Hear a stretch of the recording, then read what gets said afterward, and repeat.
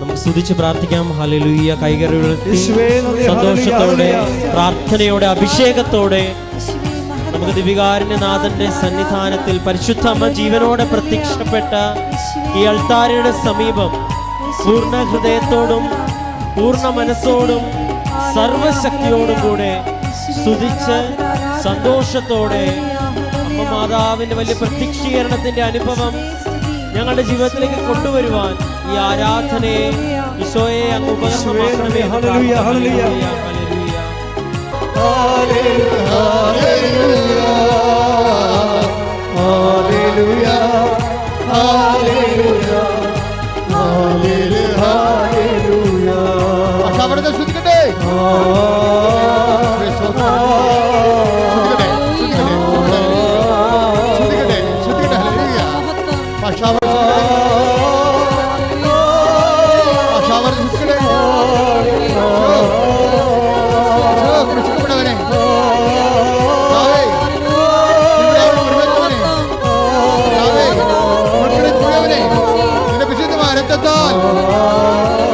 തളിക്കണമെന്ന് പ്രാർത്ഥിക്കുന്നു.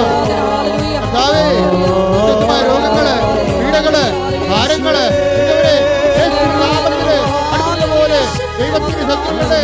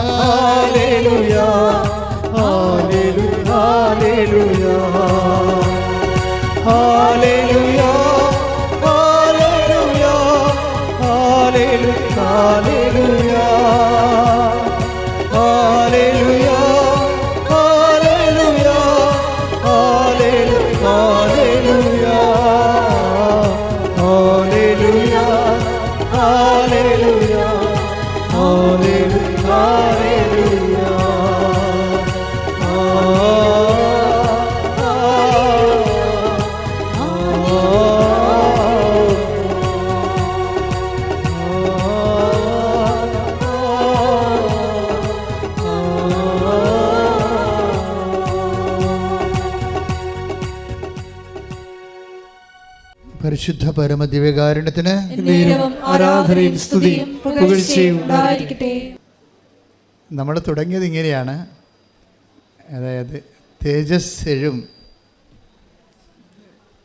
നിൻമുഖം എൻ ഹൃദയത്തിൻ ആനന്ദമേ. സാഹിത്യത്തെ കവിത എഴുതുന്ന പോലെ അല്ല ഇത്, അതിന് പ്രതിഭ ഉണ്ടായാൽ മതി. ഭക്തി ഉണർവ് ഗാനങ്ങൾക്ക് പ്രതിഭയുണ്ടായിട്ട് കാര്യമില്ല, മറിച്ച് അതിന് അഭിഷേകമാണ് വേണ്ടത്.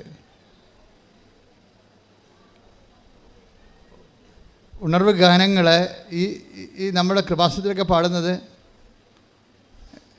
അഭിഷേക ഗാനങ്ങളാണ്. ഉണർവ് ഗാനങ്ങളുടെ അടുത്ത തലമുറയാണ് അഭിഷേക ഗാനങ്ങൾ.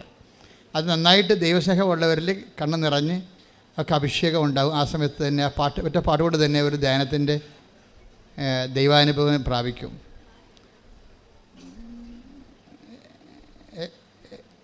അഭിഷേക ഗാനങ്ങളുടെ ഗുണമെന്ന് പറയുന്നത് അത് എഴുതുന്ന ആൾക്ക് അഭിഷേകം ഉണ്ടാകും.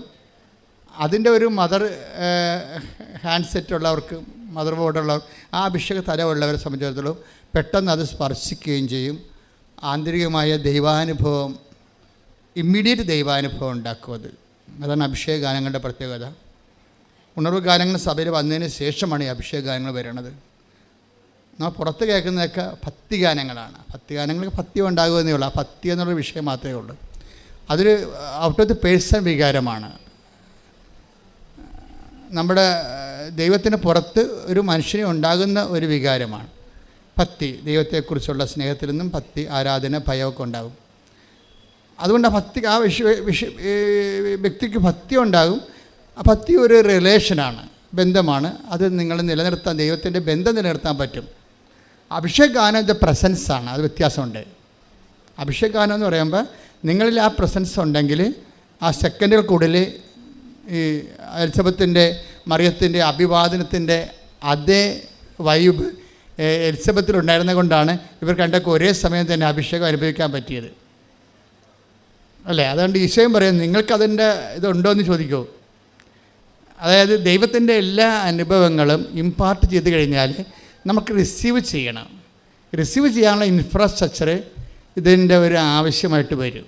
അതുകൊണ്ടാണ് ഈശോ പറയണത് എന്താണ്, നിങ്ങൾ ഒരു സമാധാനം ആശംസിച്ചാൽ സമാധാനത്തിൻ്റെ ആ ഭവനം അർഹതയുള്ളതാണെങ്കിൽ നിങ്ങളുടെ സമാധാനം അവിടെ കുടികൊള്ളും, ഇല്ലെങ്കിൽ റിട്ടേൺ അടിക്കുമെന്ന്. അത് നമുക്ക് ആൾക്കാരെ നിൽക്കുമ്പോൾ റിട്ടേൺ അടിക്കാൻ അറിയാൻ പറ്റും. ഞാൻ അത് ടേക്ക് ദ ബെഡ് കുറച്ചുകൂടി ഹല്ലേലൂയ ഹല്ലേലൂയ ഹല്ലേലൂയ ഹല്ലേലൂയ യേശുവേ നന്ദി ഹല്ലേലൂയ ഹല്ലേലൂയ ഹല്ലേലൂയ യേശുവേ ആരാധന ആരാധന ആരാധന ആരാധന ഹല്ലേലൂയ ഹല്ലേലൂയ ഹല്ലേലൂയ ഹല്ലേലൂയ യേശുവേ സ്തുതി ഹല്ലേലൂയ ഹല്ലേലൂയ ഹല്ലേലൂയ യേശുവേ മഹത്വം ഹല്ലേലൂയ. ലൂക്ക 10:5-6 നിങ്ങൾ ഏത് വീട്ടിൽ പ്രവേശിച്ചാലും ഈ വീടിന് സമാധാനം എന്ന് ആദ്യമേ ആശംസിക്കണം.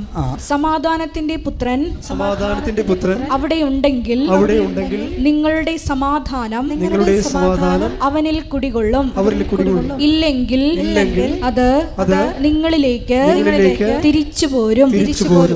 അതാണ് ഇതിൻ്റെ ദുരന്തം എന്ന് പറയുന്നത്. ദൈവാനുഭവത്തിന് ഒരു ഹാൻഡ്സെറ്റും മദർ ബോർഡും ഉണ്ട്. നമുക്ക് ഫോൺ എടുക്കുമ്പോൾ പണ്ടൊക്കെ ഫോണില്ലേ, അതിന് ഒരു മദർ ബോർഡ് ഉണ്ടാവും, ഒരു ഹാൻഡ്സെറ്റും ഉണ്ടാവും ഇല്ലേ. ഈ മദർ ബോർഡും ഹാൻഡ്സെറ്റും തമ്മിൽ വയർ കൊണ്ടാണ് ബന്ധിച്ചിരിക്കുന്നത്. ഇപ്പോഴത് വയർലെസ് ആയിട്ടുണ്ട്. ഇതുപോലെ നമ്മളിൽ ഇത് അക്സെപ്റ്റ് ചെയ്യാനും റിസീവ് ചെയ്യാനും ഉള്ള സ്ട്രക്ചർ ഉണ്ടാകണം. നമ്മൾ ഈ ഉടമ്പടിയിൽ ശ്രമിക്കുന്നത് ദൈവാനുഭവത്തെ റിസീവ് ചെയ്യാനുള്ള സ്ട്രക്ചർ ഉണ്ടാക്കിയെടുക്കുകയാണ്. അത് നിങ്ങൾ ബുദ്ധിപൂർവ്വം ചെയ്യേണ്ട കാര്യമാണത്. അല്ല ഞാൻ പത്രം കൊടുത്ത് രോഗികളെ കണ്ടെന്നൊക്കെ പറഞ്ഞ് ചുമ്മാ എന്തെങ്കിലും പറഞ്ഞ് നടക്കരുത്. ഇതൊക്കെ ശാസ്ത്രീയമായൊരു വശമുണ്ട് ഇതിൻ്റെ പിന്നിൽ. അതായത് ഇപ്പോൾ തന്നെ ഉദാഹരണത്തിന് ഇതിൻ്റെ കർത്താവ് സമാധാനത്തിന് ദൂതനെന്ന് വെച്ച് കഴിഞ്ഞാൽ സമാധാനത്തോട് സഹകരിക്കാനുള്ള മനസ്ഥിതിയുണ്ട്. ദൈവവചനം വരുമ്പോൾ ദൈവവചനം നമ്മളിലേക്ക് വന്നാൽ സ്വാഭാവികമായിട്ട് ഇപ്സഫത്തോ നമ്മൾ ദൈവത്തിൻ്റെ മക്കളെന്ന് ദൈവവചനം ആരിലേക്ക് take the word of God, അതായത് ദൈവവചനം ആരിലേക്ക് വരുന്നുവോ അവർ ദൈവപുത്രരെന്ന് വിളിക്കപ്പെടുന്നു. അപ്പോൾ ദൈവവചനം വരുന്നത് അപ്പം നമ്മൾ ദൈവപുത്രരാകണം. നമുക്ക് വേണമെങ്കിൽ റിജക്റ്റ് ചെയ്യാം. ദൈവവചനത്തിന് നല്ല ഒരു സ്വീകരിക്കാനുള്ള ഒരു സ്വീകാര്യക്ഷമത, അതിനാണ് നമ്മൾ വിശ്വാസം, പ്രത്യാശ, സ്നേഹം എന്നൊക്കെ പറഞ്ഞ് ദൈവിക പുണ്യങ്ങൾ കൊണ്ട് നമ്മൾ ഒരുക്കണേൻ്റെ കാര്യം അതാണ്. ഇതിനെല്ലാം ഒരു ആധ്യാത്മിക സാങ്കേതിക ശാസ്ത്രത്തിൻ്റെ തോതിലാണ് ഈ ഉടമ്പടി വർക്ക് ചെയ്ത് വരണത്. അപ്പം അതിൻ്റെ ഒരു തിയറട്ടിക്കൽ ലെവലിൽ നിങ്ങൾക്ക് മനസ്സിലാക്കണം. ഓരോ കാര്യം ചെയ്യുമ്പോഴും അതിൻ്റെതായ നമ്മൾ ചെയ്യേണ്ടത് പ്രാക്ടിക്കലാണ്, പക്ഷേ അതിൻ്റെ ദൈവാനുഭവത്തിൻ്റെ ഒരു സാങ്കേതിക വശത്തിനകത്തുണ്ട്. അത് നമ്മൾ മനസ്സിലാക്കിയാൽ നമ്മൾക്ക് പെട്ടെന്ന് അത് ഈ ആപ്ലിക്കേറ്റ് ചെയ്യാൻ പറ്റും. Take the word of God. Yohannan 10:35 ദൈവവചനം ആരുടെ അടുത്തേക്ക് വന്നുവോ അവരെ ദൈവങ്ങൾ എന്ന് അവൻ വിളിച്ചു. അപ്പൊ ദൈവവചനം നമ്മളിൽ വസിക്കുമ്പോൾ നമ്മൾക്ക് ദൈവവചനം നമുക്ക് ദൈവാരൂപിയുടെ സാന്നിധ്യം ഉണ്ടെങ്കിൽ, അഭിഷേകം ഉണ്ടെങ്കിൽ പെട്ടെന്ന് നമുക്കത് മനസ്സിലാകും, പെട്ടെന്നൊക്കെ ഫീൽ ചെയ്യാൻ പറ്റും. ഇത് അതുകൊണ്ട് തന്നെ നമ്മുടെ ഇൻഫ്രാസ്ട്രക്ചർ ഒരു നിലപാട് തറയെന്നൊക്കെ പറഞ്ഞു. ഇപ്പോൾ റോക്കറ്റ് ലോഞ്ച് ചെയ്യണ പോലെ എല്ലാത്തിനും ഒരു ലാൻഡിങ് പാഡ് ഉണ്ട്. ശരിക്കും ദൈവവചനത്തിൻ്റെ ലാൻഡിങ് പാഡ് കർത്താവ് വളരെ സീരിയസ് ആയിട്ട് സംസാരിക്കുന്ന വിഷയമാണ്. ഈശോ പല പല ഭാഷകളിലാണ് ലാൻഡിങ് പാഡിനെ കുറിച്ച് പറയണത്.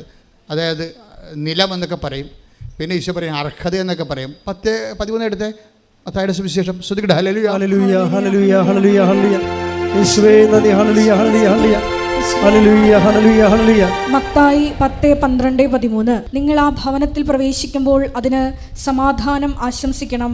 ആ ഭവനം അർഹതയുള്ളതാണെങ്കിൽ നിങ്ങളുടെ സമാധാനം അതിൽ വസിക്കട്ടെ. അർഹതയില്ലാത്തതെങ്കിൽ നിങ്ങളുടെ സമാധാനം നിങ്ങളിലേക്ക് തന്നെ മടങ്ങട്ടെ. ഈ ബ്ലെസ്സിങ്ങിൻ്റെ റിട്ടേൺ അടിക്കുന്ന പരിപാടി വളരെ സീരിയസ് ആയിട്ട് കണക്കാക്കേണ്ടതാണ്. ബ്ലെസ്സിങ് ദൈവത്തിൻ്റെ കിട്ടാത്തതല്ല പ്രശ്നം, ഇത് നമുക്ക് സ്വീകരിക്കാനുള്ള ഇൻഫ്രാസ്ട്രക്ചർ ഇല്ലാത്തതാണ്. അതാണ് പ്രശ്നം. ഇപ്പോൾ എന്തുകൊണ്ടാണ് വിഴിഞ്ഞം തുറമുഖത്തെക്കുറിച്ച് നമ്മൾ ആലോചിക്കുന്നത്? കൊച്ചി തുറമുഖത്തേക്കാൾ എപ്പോഴും എല്ലാ ദിവസവും ട്രഡ്ജ് ചെയ്ത് അതിൻ്റെ ആഴം കൂട്ടിയിട്ടാണ് കപ്പലെടുക്കുന്നത്. എന്നാലും ഒരു സൈസ് കഴിഞ്ഞാൽ പിന്നെ ഉൾക്കൊള്ളാൻ പാടായിരിക്കും. അതുകൊണ്ട് ആഴക്കടലിൽ തന്നെ തുറമുഖം ഉണ്ടാക്കി വെച്ചിരിക്കുകയാണ്. അതുകൊണ്ട് നമ്മുടെ ഇൻഫ്രാസ്ട്രക്ചർ പോലെ ഇരിക്കും നമ്മളുടെ കൃപയുടെ തോത് വർദ്ധിപ്പിക്കുക. തോത് എപ്പോഴും നമ്മൾ വിഷയം. നമ്മൾക്ക് ഈ 30% കിട്ടിക്കഴിഞ്ഞാൽ നമ്മൾ ഓക്കെയാണ്. നിങ്ങൾ 30% ടാർഗറ്റ് ചെയ്താൽ നിങ്ങൾക്ക് 15% കിട്ടത്തുള്ളൂ. മത്തായി 13:8 എടുത്ത്. മത്തായി 13:8. മറ്റു ചിലത് നല്ല നിലത്ത് വീണു, അത് 100 മേനിയും 60 മേനിയും 30 മേനിയും വിളവ് നൽകി. ഇതാണ് ഈ അർഹത എന്ന് പറയുന്നത്. ഇതാണ് നിലപാട് തറയെന്ന് പറയുന്നത്. അതായത് ബൈബിൾ എല്ലാം പറയുന്ന ഒരു കാര്യം തന്നെയാണ്. വ്യത്യസ്ത ലാംഗ്വേജ്, വ്യത്യസ്ത മീഡിയ ഉപയോഗിക്കുന്നു, ബിംബങ്ങൾ ഉപയോഗിക്കുന്നു എന്നുള്ള ആൾ. സംഭവം എല്ലാം ഒരു വിഷയമാണ്. ദൈവരാജ്യം എന്നുള്ള ഒറ്റ കോൺസെപ്റ്റിലാണ് ഇതെല്ലാം. ഒറ്റ ദൈവരാജ്യവും പിന്നെ കടുകമണിയുടെ കാര്യമൊക്കെ പറയുമ്പോൾ എന്നാ പറയണത്? Take the word of God. Mathai 13:31-32. സ്വർഗരാജ്യം ഒരുവൻ വയലിൽ പാകിയ കടുകുമണിക്ക് സദൃശ്യം. അത് എല്ലാ വിത്തിനെയും കാൾ ചെറുതാണ്, എന്നാൽ വളർന്നു കഴിയുമ്പോൾ അത് മറ്റു ചെടികളേക്കാൾ വലുതായി ആകാശപ്പറവകൾ വന്ന് അതിൻ്റെ ശിഖരങ്ങളിൽ ചേക്കേറാൻ തക്കവിധം മരമായി തീരുന്നു. ഈശോ ഇതെല്ലാം ഉപയോഗിച്ചിരിക്കുന്നത് ദൈവരാജ്യം എന്നുള്ളൊരു സിംഗിൾ കോൺസെപ്റ്റിലാണ്.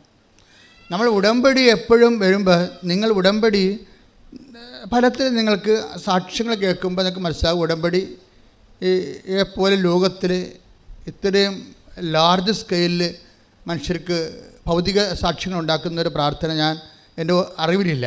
അത്രയും ഫാസ്റ്റാണിത്. തന്നെയല്ല ഇത് ഒപ്പം മനുഷ്യനെ വചനത്തിൽ വളർത്തുന്നു. വേനെ പോലെ കേട്ടു അനുഗ്രഹം പ്രാപിച്ചു ഒരു അപേക്ഷ കത്തെഴുതി പോകുന്ന മിനിമം പ്രോഗ്രാമല്ല. കേട്ടവൻ പതുക്കെ സുവിശേഷം സ്വീകരിക്കുകയും സുവിശേഷത്തിൻ്റെ നടപടിക്രമം പൂർത്തിയാക്കുകയും വചനത്തെ ജീവിതത്തിൽ സ്വീകരിച്ചുകൊണ്ട് അതിന് സാക്ഷിയായി ജീവിക്കുന്ന ഒരു സമാന്തര ജീവിതമുണ്ട്. നവീനക്ക് പക്ഷേ അതുണ്ടാകത്തില്ല. അപ്പോൾ ഇത് സഭയിൽ വരുന്നിരിക്കുന്ന അവസാനത്തെ ഒരു ആപ്ലിക്കേഷൻ പ്രെയറാണ്. ഈ ആപ്ലിക്കേഷൻ പ്രെയർ ശരിക്കും പറഞ്ഞാൽ അതിൻ്റെ ഒരു പൂർണ്ണതയിലേക്ക് സഞ്ചരിച്ചുകൊണ്ടിരിക്കുന്ന ഒരു കാലഘട്ടമാണിത്. ആപ്ലിക്കേഷൻ പ്രെയറിൻ്റെ പൂർണ്ണതയിലേക്ക് സഞ്ചരിക്കുന്നതെന്ന് ഞാൻ പറഞ്ഞതിൻ്റെ കാരണം, ഇപ്പോൾ കഴിഞ്ഞ ദിവസം സതീഷ് അങ്ങനെ ഒരു സഹോദരൻ സാക്ഷ്യം പറഞ്ഞില്ല. സതീഷിൻ്റെ സാക്ഷ്യം ഒരു 5 മിനിറ്റേ മറ്റേ ഉള്ളൂ. പക്ഷേ അവിടെ സംഭവിച്ച കാര്യങ്ങൾ ഞാൻ ഈ സതീഷിൻ്റെ സാക്ഷ്യം ഇയാൾ പറയുമ്പോൾ ഞാൻ അവിടെ നിൽക്കുന്നുണ്ട്. അപ്പോൾ അദ്ദേഹം പറയണത്, ഞാൻ സാക്ഷ്യം കൊണ്ട് കേട്ടുകൊണ്ടിരിക്കുന്ന സമയത്ത് അയാൾക്ക് വേറെ ഒരു റിലേഷനുമില്ല, ക്രിസ്ത്യാനിറ്റിയുമായിട്ട് യാതൊരു റിലേഷനുമില്ല. ഒരു കേവല മനുഷ്യനാണ്. ഈ കേവല മനുഷ്യൻ അയാളുടെ സാക്ഷ്യം, അയാളുടെ സുഹൃത്തുക്കൾ അയച്ചു കൊടുത്ത ഒരു സാക്ഷ്യം, അയാളുടെ ഒരു സങ്കടം കയറി. അയാൾക്കുള്ള സങ്കടം എന്ന് പറഞ്ഞാൽ ഈ ആഴ്ചയിൽ ഇവിടെ സോറിയാസിൻ്റെ ഒരു വീക്കാണ് ഈ ആഴ്ച. കാര്യം ശരീരം മുഴുവനും സോറിയാസിസ് വന്ന് പഴുത്ത് പുണ്ണായി ഈച്ച വാർത്ത് ഇങ്ങനെ നീറി വെന്ത് ഒരു ദുരന്തമായിട്ട് ജീവിക്കണ ആൾക്കാരാണ് സോറിയാസിസ്. വന്ന് നോക്കണം. അപ്പോൾ ചെറിയ ചൊറിച്ചിൽ പോലും വന്നാൽ ഭയങ്കര പാടായിരിക്കും. ഇപ്പോൾ ശരീരം മുഴുവനായി വരുന്നത്. അപ്പോൾ ഈ മനുഷ്യൻ തന്നെ വെറുത്ത് പോകും.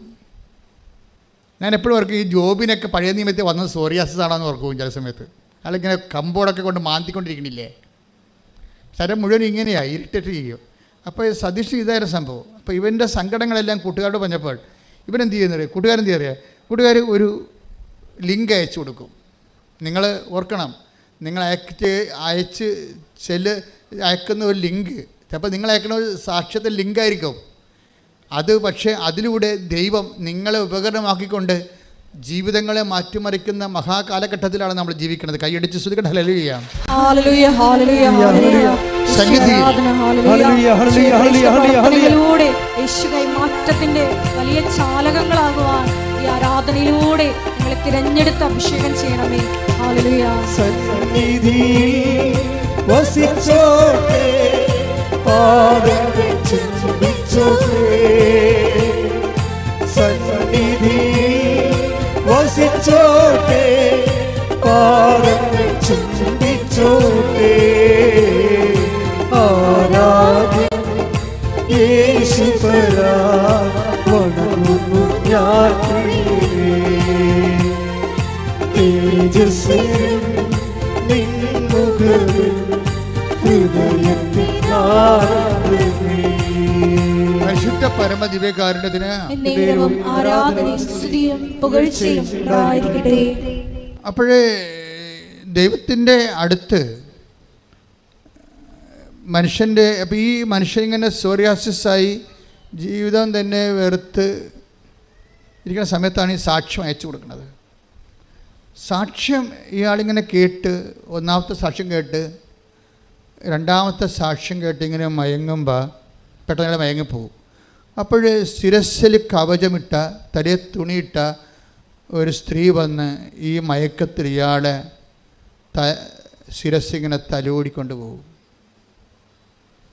കുറച്ച് കഴിഞ്ഞ് നോക്കുമ്പോൾ ഇയാളുടെ സോറിയാസിൻ്റെ വേദനയും കരിയുമൊക്കെ കുറഞ്ഞ് വരും. അപ്പോഴും അദ്ദേഹത്തിന് അത് ഫീൽ ചെയ്യും. ഫസ്റ്റ് ടൈം ഫീൽ ചെയ്യും.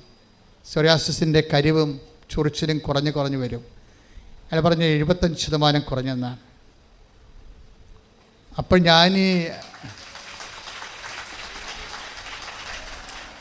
അപ്പോൾ എനിക്ക് തോന്നി ഞാൻ ഈ സാക്ഷ്യം കേട്ട സ്ഥലത്തേക്ക് ഒന്ന് ചെല്ലാമെന്ന് വിചാരിച്ചു. അപ്പോൾ ഞാൻ പാലക്കാട് നിന്ന് ഇവിടെ വന്നപ്പോഴേക്കും മനസ്സിലായി, എൻ്റെ അടുത്ത് വന്ന് എൻ്റെ ശിരസ് തലോടിയ ആ തലയെ തുണിയിട്ട ആളിവിടെ ഇരിപ്പുണ്ടെന്ന്.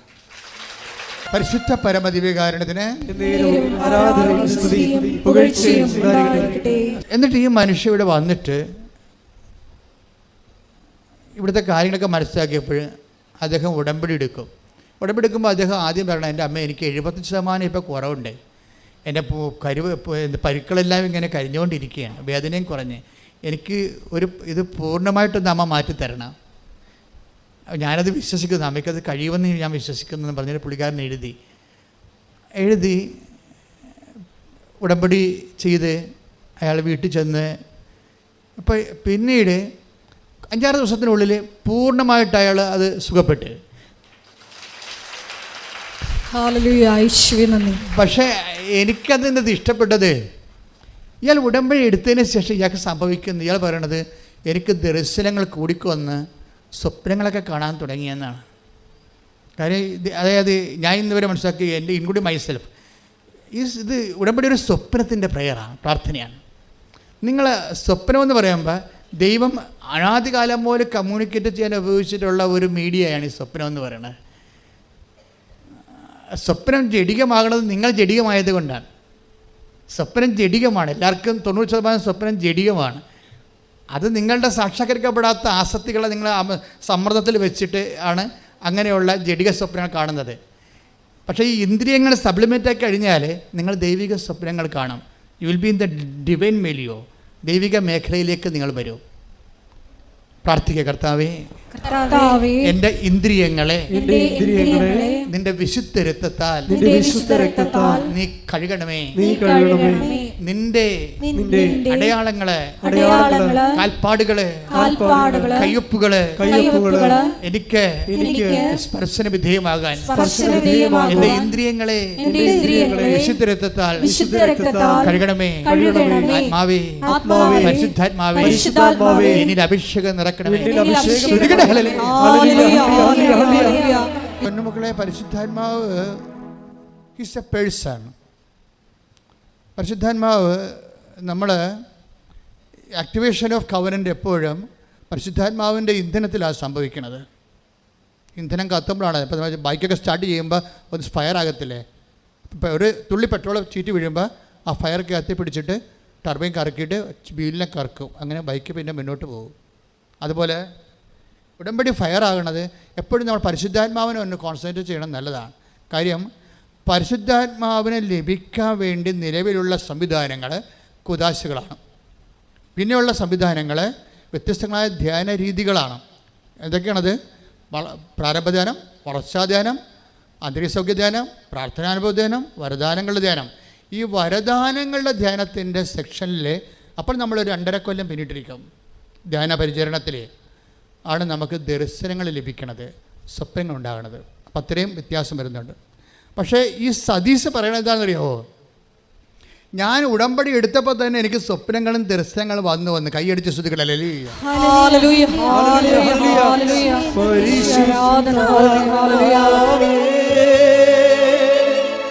പരിശുദ്ധ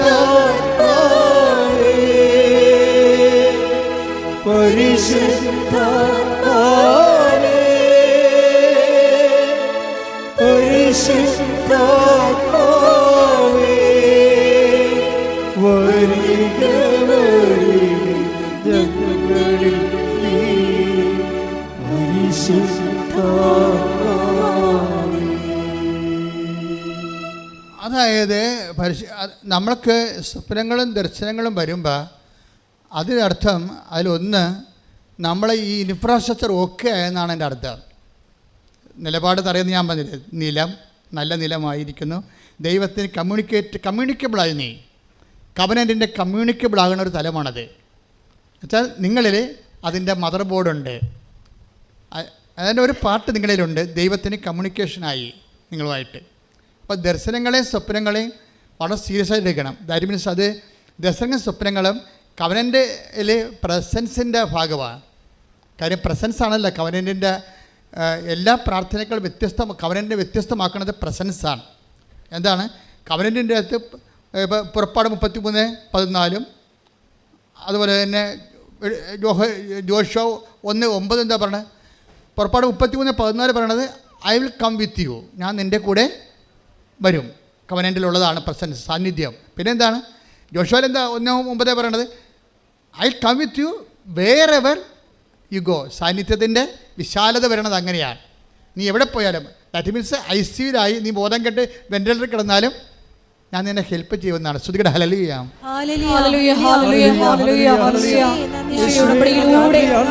കൂടെ സഞ്ചരിക്കുന്ന അവിടുത്തെ സാന്നിധ്യത്തിന് സാമീപ്യത്തിന് നന്ദി പറയുന്നു. അതായത് അതുകൊണ്ട് തന്നെ പരിശുദ്ധാത്മാവിനെ കുറിച്ച് നീ കർത്താവിൻ്റെ വചനങ്ങളെ സന്തോഷത്തോടെ ചെയ്യാൻ തുടങ്ങുന്ന ഒരു സമയമുണ്ട്. അപ്പോഴാണ് കവനൻ്റെ റൈപ്പാകുന്ന അപ്പോഴാണ്. അതൊക്കെ അത് നിങ്ങളുടെ കാലാവസ്ഥകൾ നിങ്ങൾക്കത് വിവേചിക്കണം. അതായത് കവനൻ്റെ പാകമായി ഇപ്പം ഒരു പഴം നമ്മൾ ഇപ്പം മാങ്ങ, ഉണ്ണി മാങ്ങ എന്നൊക്കെ പറയും, പിഞ്ചെന്നൊക്കെ നമ്മൾ പറയും അല്ലേ? പിഞ്ച്, പിന്നെ ഉണ്ണി മാങ്ങ, പിന്നെയാണത് പഴം മാങ്ങയായിട്ടൊക്കെ വരണത് പഴുത്ത് വരുമ്പോൾ അല്ലേ? പിന്നെ ഒരു പ്രോസസ്സിങ് ഉണ്ട്. കവനൻ്റെ അതായത് ഒരു റൈപ്പാകുന്ന ഒരു സംഭവമുണ്ട്. ആ സമയത്താണ് എന്താണ് നമ്മൾക്ക് സന്തോഷമുണ്ടാകും. ഇപ്പം നിങ്ങൾ പത്രം കൊടുക്കുന്നുണ്ട് ഇല്ലേ? അപ്പോൾ നിങ്ങളിവിടെ അളിഞ്ഞ മോന്തമായിട്ടാണ് പലരും പോണത്. പത്രവും കഷത്ത് വെച്ച് അളിഞ്ഞ മോന്തമായിട്ട് എങ്ങനെയെങ്കിലും ആരെങ്കിലും പെട്ടെന്ന് കെട്ടി വെക്കണം. അതാ സംഭവം. എന്നിട്ട് ഈ കള്ളന്മാർക്ക് അക്കാൻ പോകണം, അങ്ങോട്ടും ഇങ്ങോട്ടും നോക്കി വരും കണ്ടാന്നൊക്കെ. കള്ളന്മാർ പത്രം കൊണ്ട് പോകണ്ടേ? ഒത്തിരി പേര് കാണുമ്പോൾ അറിയാൻ പറ്റും. അവർക്ക് പേടിയാണ് ആൾക്കാരെ. ഈ പത്രം ആരെ കെട്ടി ഏൽപ്പിക്കുക, അവർ വാങ്ങിക്കുക, അവർ നമ്മളെ വഴക്കിടുക. ഇതിൻ്റെ അകത്ത് ഏറ്റവും വലിയ ടാർഗറ്റ് തന്നിരിക്കുന്നത് പ്രോജക്റ്റ് പത്രമാണ് ശരിക്കും പറഞ്ഞാൽ. അതിൻ്റെ അകത്ത് 2 കാര്യങ്ങളാണ്. ഒന്ന് നിങ്ങളുടെ സ്റ്റാറ്റസ് ഡീപ്രമോട്ട് ചെയ്യുന്ന അതിൻ്റെ ഉദ്ദേശം. നിങ്ങൾക്ക് കേമന്മാരാണല്ല, 10ാം ക്ലാസ് അല്ലെങ്കിൽ ഒരു ഡിഗ്രി ഉണ്ടെങ്കിൽ അവൻ കളക്ടറാണെന്ന് പറഞ്ഞാൽ നടക്കണത്. അപ്പോൾ അഹങ്കാരിക്ക് ഒരിക്കലും ദൈവത്തിന് വർക്ക് ചെയ്യാൻ പറ്റത്തില്ല. അപ്പോൾ നിങ്ങൾ വലിയ കുടുംബക്കാരാണ്, ഞങ്ങൾ ആഭിജാത്യമുള്ളവരാണ്, ബ്ലൂ ബ്ലഡാണെന്നൊക്കെ പറഞ്ഞ് നടക്കുന്ന ആൾക്കാരില്ലേ? അപ്പോൾ ഇവർക്കൊന്നും മെയ് അനങ്ങിയിട്ട് കർത്താവിൻ്റെ ജോലി വിനയത്തോടെ എളിമയോടെ ചെയ്യാൻ പറ്റത്തില്ല. അപ്പോൾ ഇങ്ങനെയുള്ള അഭ്യാസികളെ ആദ്യം തന്നെ കൈകാര്യം ചെയ്യുന്നുണ്ട് ഉടമ്പടിയിൽ. എന്നുവെച്ചാൽ അതായത് നമ്മൾക്കുണ്ടാകുന്ന ദൈവത്തിന് പ്രവേശിക്കാൻ പറ്റാത്ത ഇടങ്ങളെ ഉടമ്പടി ആദ്യമേ തന്നെ പൊട്ടിച്ച് കളയും. എന്ത് പറയും? ആശുപത്രി പോകണം, ഗവൺമെൻറ് ആശുപത്രി തന്നെ നോക്കി പോകണം, അല്ലാതെ പ്രൈവറ്റ് ആശുപത്രി സൂപ്പർ സ്പെഷ്യാലിറ്റി ആശുപത്രി പോയിട്ട് AC റൂമിൽ പോയിട്ട് ആൻറ്റിനെ കണ്ടുവെച്ചാൽ പോന്നിട്ട് ഞാൻ രോഗിയെ കണ്ടെന്നൊന്നും പറയരുത്. അത് നിങ്ങളുടെ പ്രൈവറ്റ് ബിസിനസ്സാണ്. പാവത്തങ്ങൾ ജീവിക്കണ ഗവൺമെൻറ് ആശുപത്രി പോകണം. അവരവിടെ ഭക്ഷണം കഴിക്കാത്ത ഒരു ബൈസ്റ്റാൻഡേഴ്സ് കാണും. അവർക്ക് ആശുപത്രിയിൽ നിന്ന് ഭക്ഷണം രോഗികൾക്ക് കിട്ടും, ബൈസ്റ്റാൻഡറിന് കിട്ടത്തില്ല. നിങ്ങളവർക്ക് ഭക്ഷണം കൊണ്ട് കൊടുക്കണം. അപ്പോൾ അതിന് വേണ്ടി നേരത്തെ എഴുന്നേൽക്കണം. ചിലർ അമ്മയെ കൊണ്ട് ഭക്ഷണം ഉണ്ടാക്കിയിട്ട് അവിടെ കൊണ്ട് കൊടുക്കും, സ്കൂട്ടർ സൈക്കിളെ വെച്ച്. അമ്മ ചമ്മന്തി അരയ്ക്കുമ്പോൾ നിങ്ങളുടെ കൂടണം. ഞാൻ യൂത്തിനോടാണ് പറയണത്. 40% യൂത്താണേ ഉടമ്പടി എടുത്തിരിക്കണത്. അപ്പോൾ അവർ നല്ല മക്കളാണ്, ബുദ്ധിയുള്ള മക്കളാണ്, കൃപയുള്ള മക്കളാണ്. പക്ഷെ അവർക്ക് കാര്യം പറഞ്ഞാൽ അവർ ഇടിയോട്ടി പറയും. അപ്പോൾ അവർ നിങ്ങളെ അമ്മ ചെയ്യുമ്പോൾ ഈ ആശുപത്രിയിൽ കൊണ്ടുപോയി ഭക്ഷണം കൊടുക്കാൻ വേണ്ടി അമ്മയാണ് ചെയ്യണമെങ്കിൽ നിങ്ങൾ അമ്മയുടെ കൂടെ കൂടി സഹായിക്കണം. അപ്പോൾ സഹായിക്കുമ്പോൾ നിങ്ങൾക്ക് അയ്യോ പഠിക്കാനുണ്ടോ കൈ കൊടയരുത്, കൈ ഒടിഞ്ഞു പോകും. മറിച്ച് സന്തോഷം തോന്നണം. ആ സന്തോഷം തോന്നിയിട്ടുണ്ടെങ്കിൽ ഉടമ്പടി ക്ലിക്കായിട്ടുണ്ട്. ക്ലൈമറ്റ് എൻ്റെ ആക്ച്വൽ ക്ലൈമറ്റായി ഉടമ്പടിയുടെ കറക്റ്റ് വർക്കൗട്ട് ചെയ്യുന്ന കാലാവസ്ഥയിരിക്കണം. ഇപ്പോൾ നാട്ടിലൊക്കെ ചെമ്മീനായി ഇവിടെ മുഴുവൻ കറി ആൾക്കാർക്ക്. നിങ്ങൾക്കുണ്ടോയെന്ന് അറിയത്തില്ല, നാട്ടിലൊക്കെ കുറേ ആൾക്കാർക്ക് ചെമ്മീൻ കിട്ടി. ഇപ്പോൾ എന്താ കാര്യം? കാലാവസ്ഥ അതാ. കുറേ ഒരു നല്ല മഴ കഴിഞ്ഞു, പുഴയിലേക്ക് വെള്ളം കയറി, കടൽ വെള്ളവും നമ്മുടെ കായലിലെ വെള്ളം കൂടി യോജിച്ചു, ചോലയുണ്ടായി. ആ ചെമ്മീൻ പിന്നെ ഒഴുക്കിന് കടലിലേക്ക് പോയി, അതൊക്കെ വലുതായിക്കൊണ്ടിരിക്കുന്നു. അതെന്നാൽ ഇത്തരം ചെമ്മയൊക്കെ ആയുള്ളൂ, ഇനിയും വലുതാവുന്നത്. അപ്പോൾ ചെമ്മീൻ്റെ കാലാവസ്ഥയാണത്. ക്ലൈമറ്റിനും അതുപോലെ തന്നെ ഉടമ്പടിക്ക് ഒരു കാലാവസ്ഥ ഉണ്ട്. നിങ്ങൾക്ക് ഇതൊക്കെ ചെയ്യണതിന് സങ്കടം, പേടി, ഭയം, മറ്റൊരു നാട്ടുകാരെന്ത് കാണും, എന്നെക്കുറിച്ച് എന്ത് വിചാരിക്കും എന്നൊക്കെ വിചാരിച്ച് മറ്റുള്ളവരെ, ദൈവത്തെക്കാൾ നാട്ടുകാരെ ഭയം, ഇങ്ങനെയുള്ള കാലാവസ്ഥയിൽ ഉടമ്പടി വർക്കൗട്ട് ചെയ്യത്തില്ല. പിന്നെ നിങ്ങൾക്ക് എന്തെങ്കിലും കിട്ടണമെന്ന് വെച്ച് കഴിഞ്ഞാൽ അത് ശരിക്കും പറഞ്ഞാൽ സംവരണത്തിൽ തരണതാണ്. മറ്റുള്ളവരുടെ പ്രാർത്ഥന, അമ്മയുടെ കണ്ണീരൊക്കെ കൊണ്ട് നിങ്ങൾ രക്ഷപ്പെട്ടു പോകുന്നതാണ് യൂത്ത്.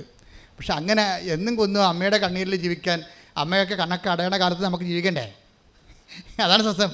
അപ്പോൾ അത് നോക്കിയിട്ട് നേരത്തെ തന്നെ അതൊക്കെ തുടങ്ങിക്കഴിഞ്ഞാൽ എൻ്റെ മക്കൾ എപ്പോഴും ചെയ്യണത്,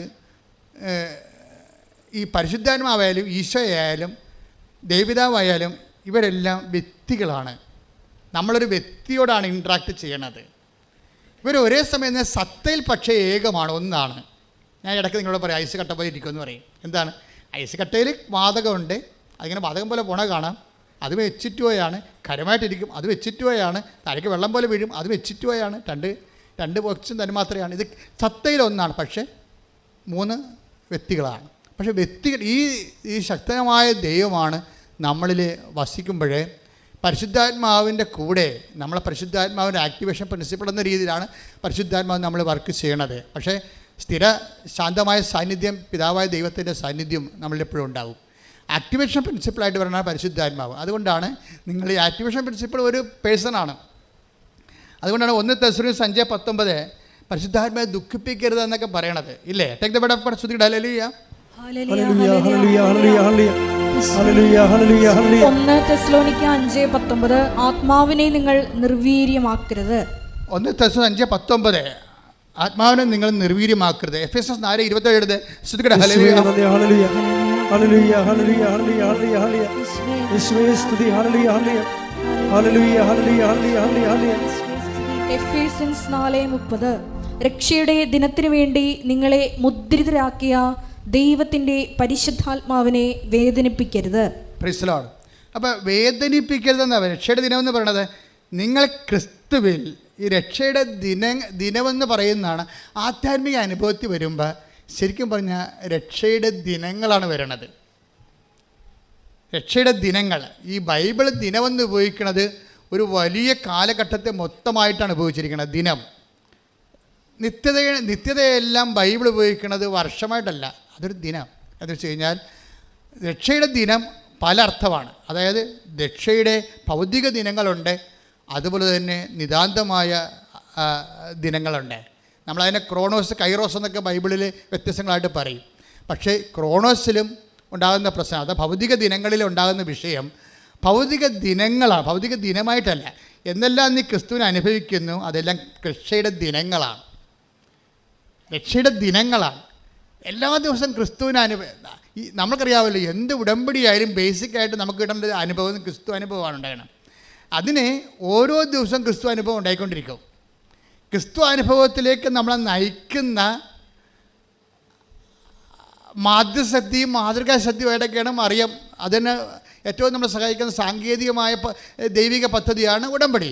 ആ ഉടമ്പടിയിലെ ലക്ഷ്യം എന്താണ്? ക്രിസ്തു അനുഭവമാണ് ലക്ഷ്യം.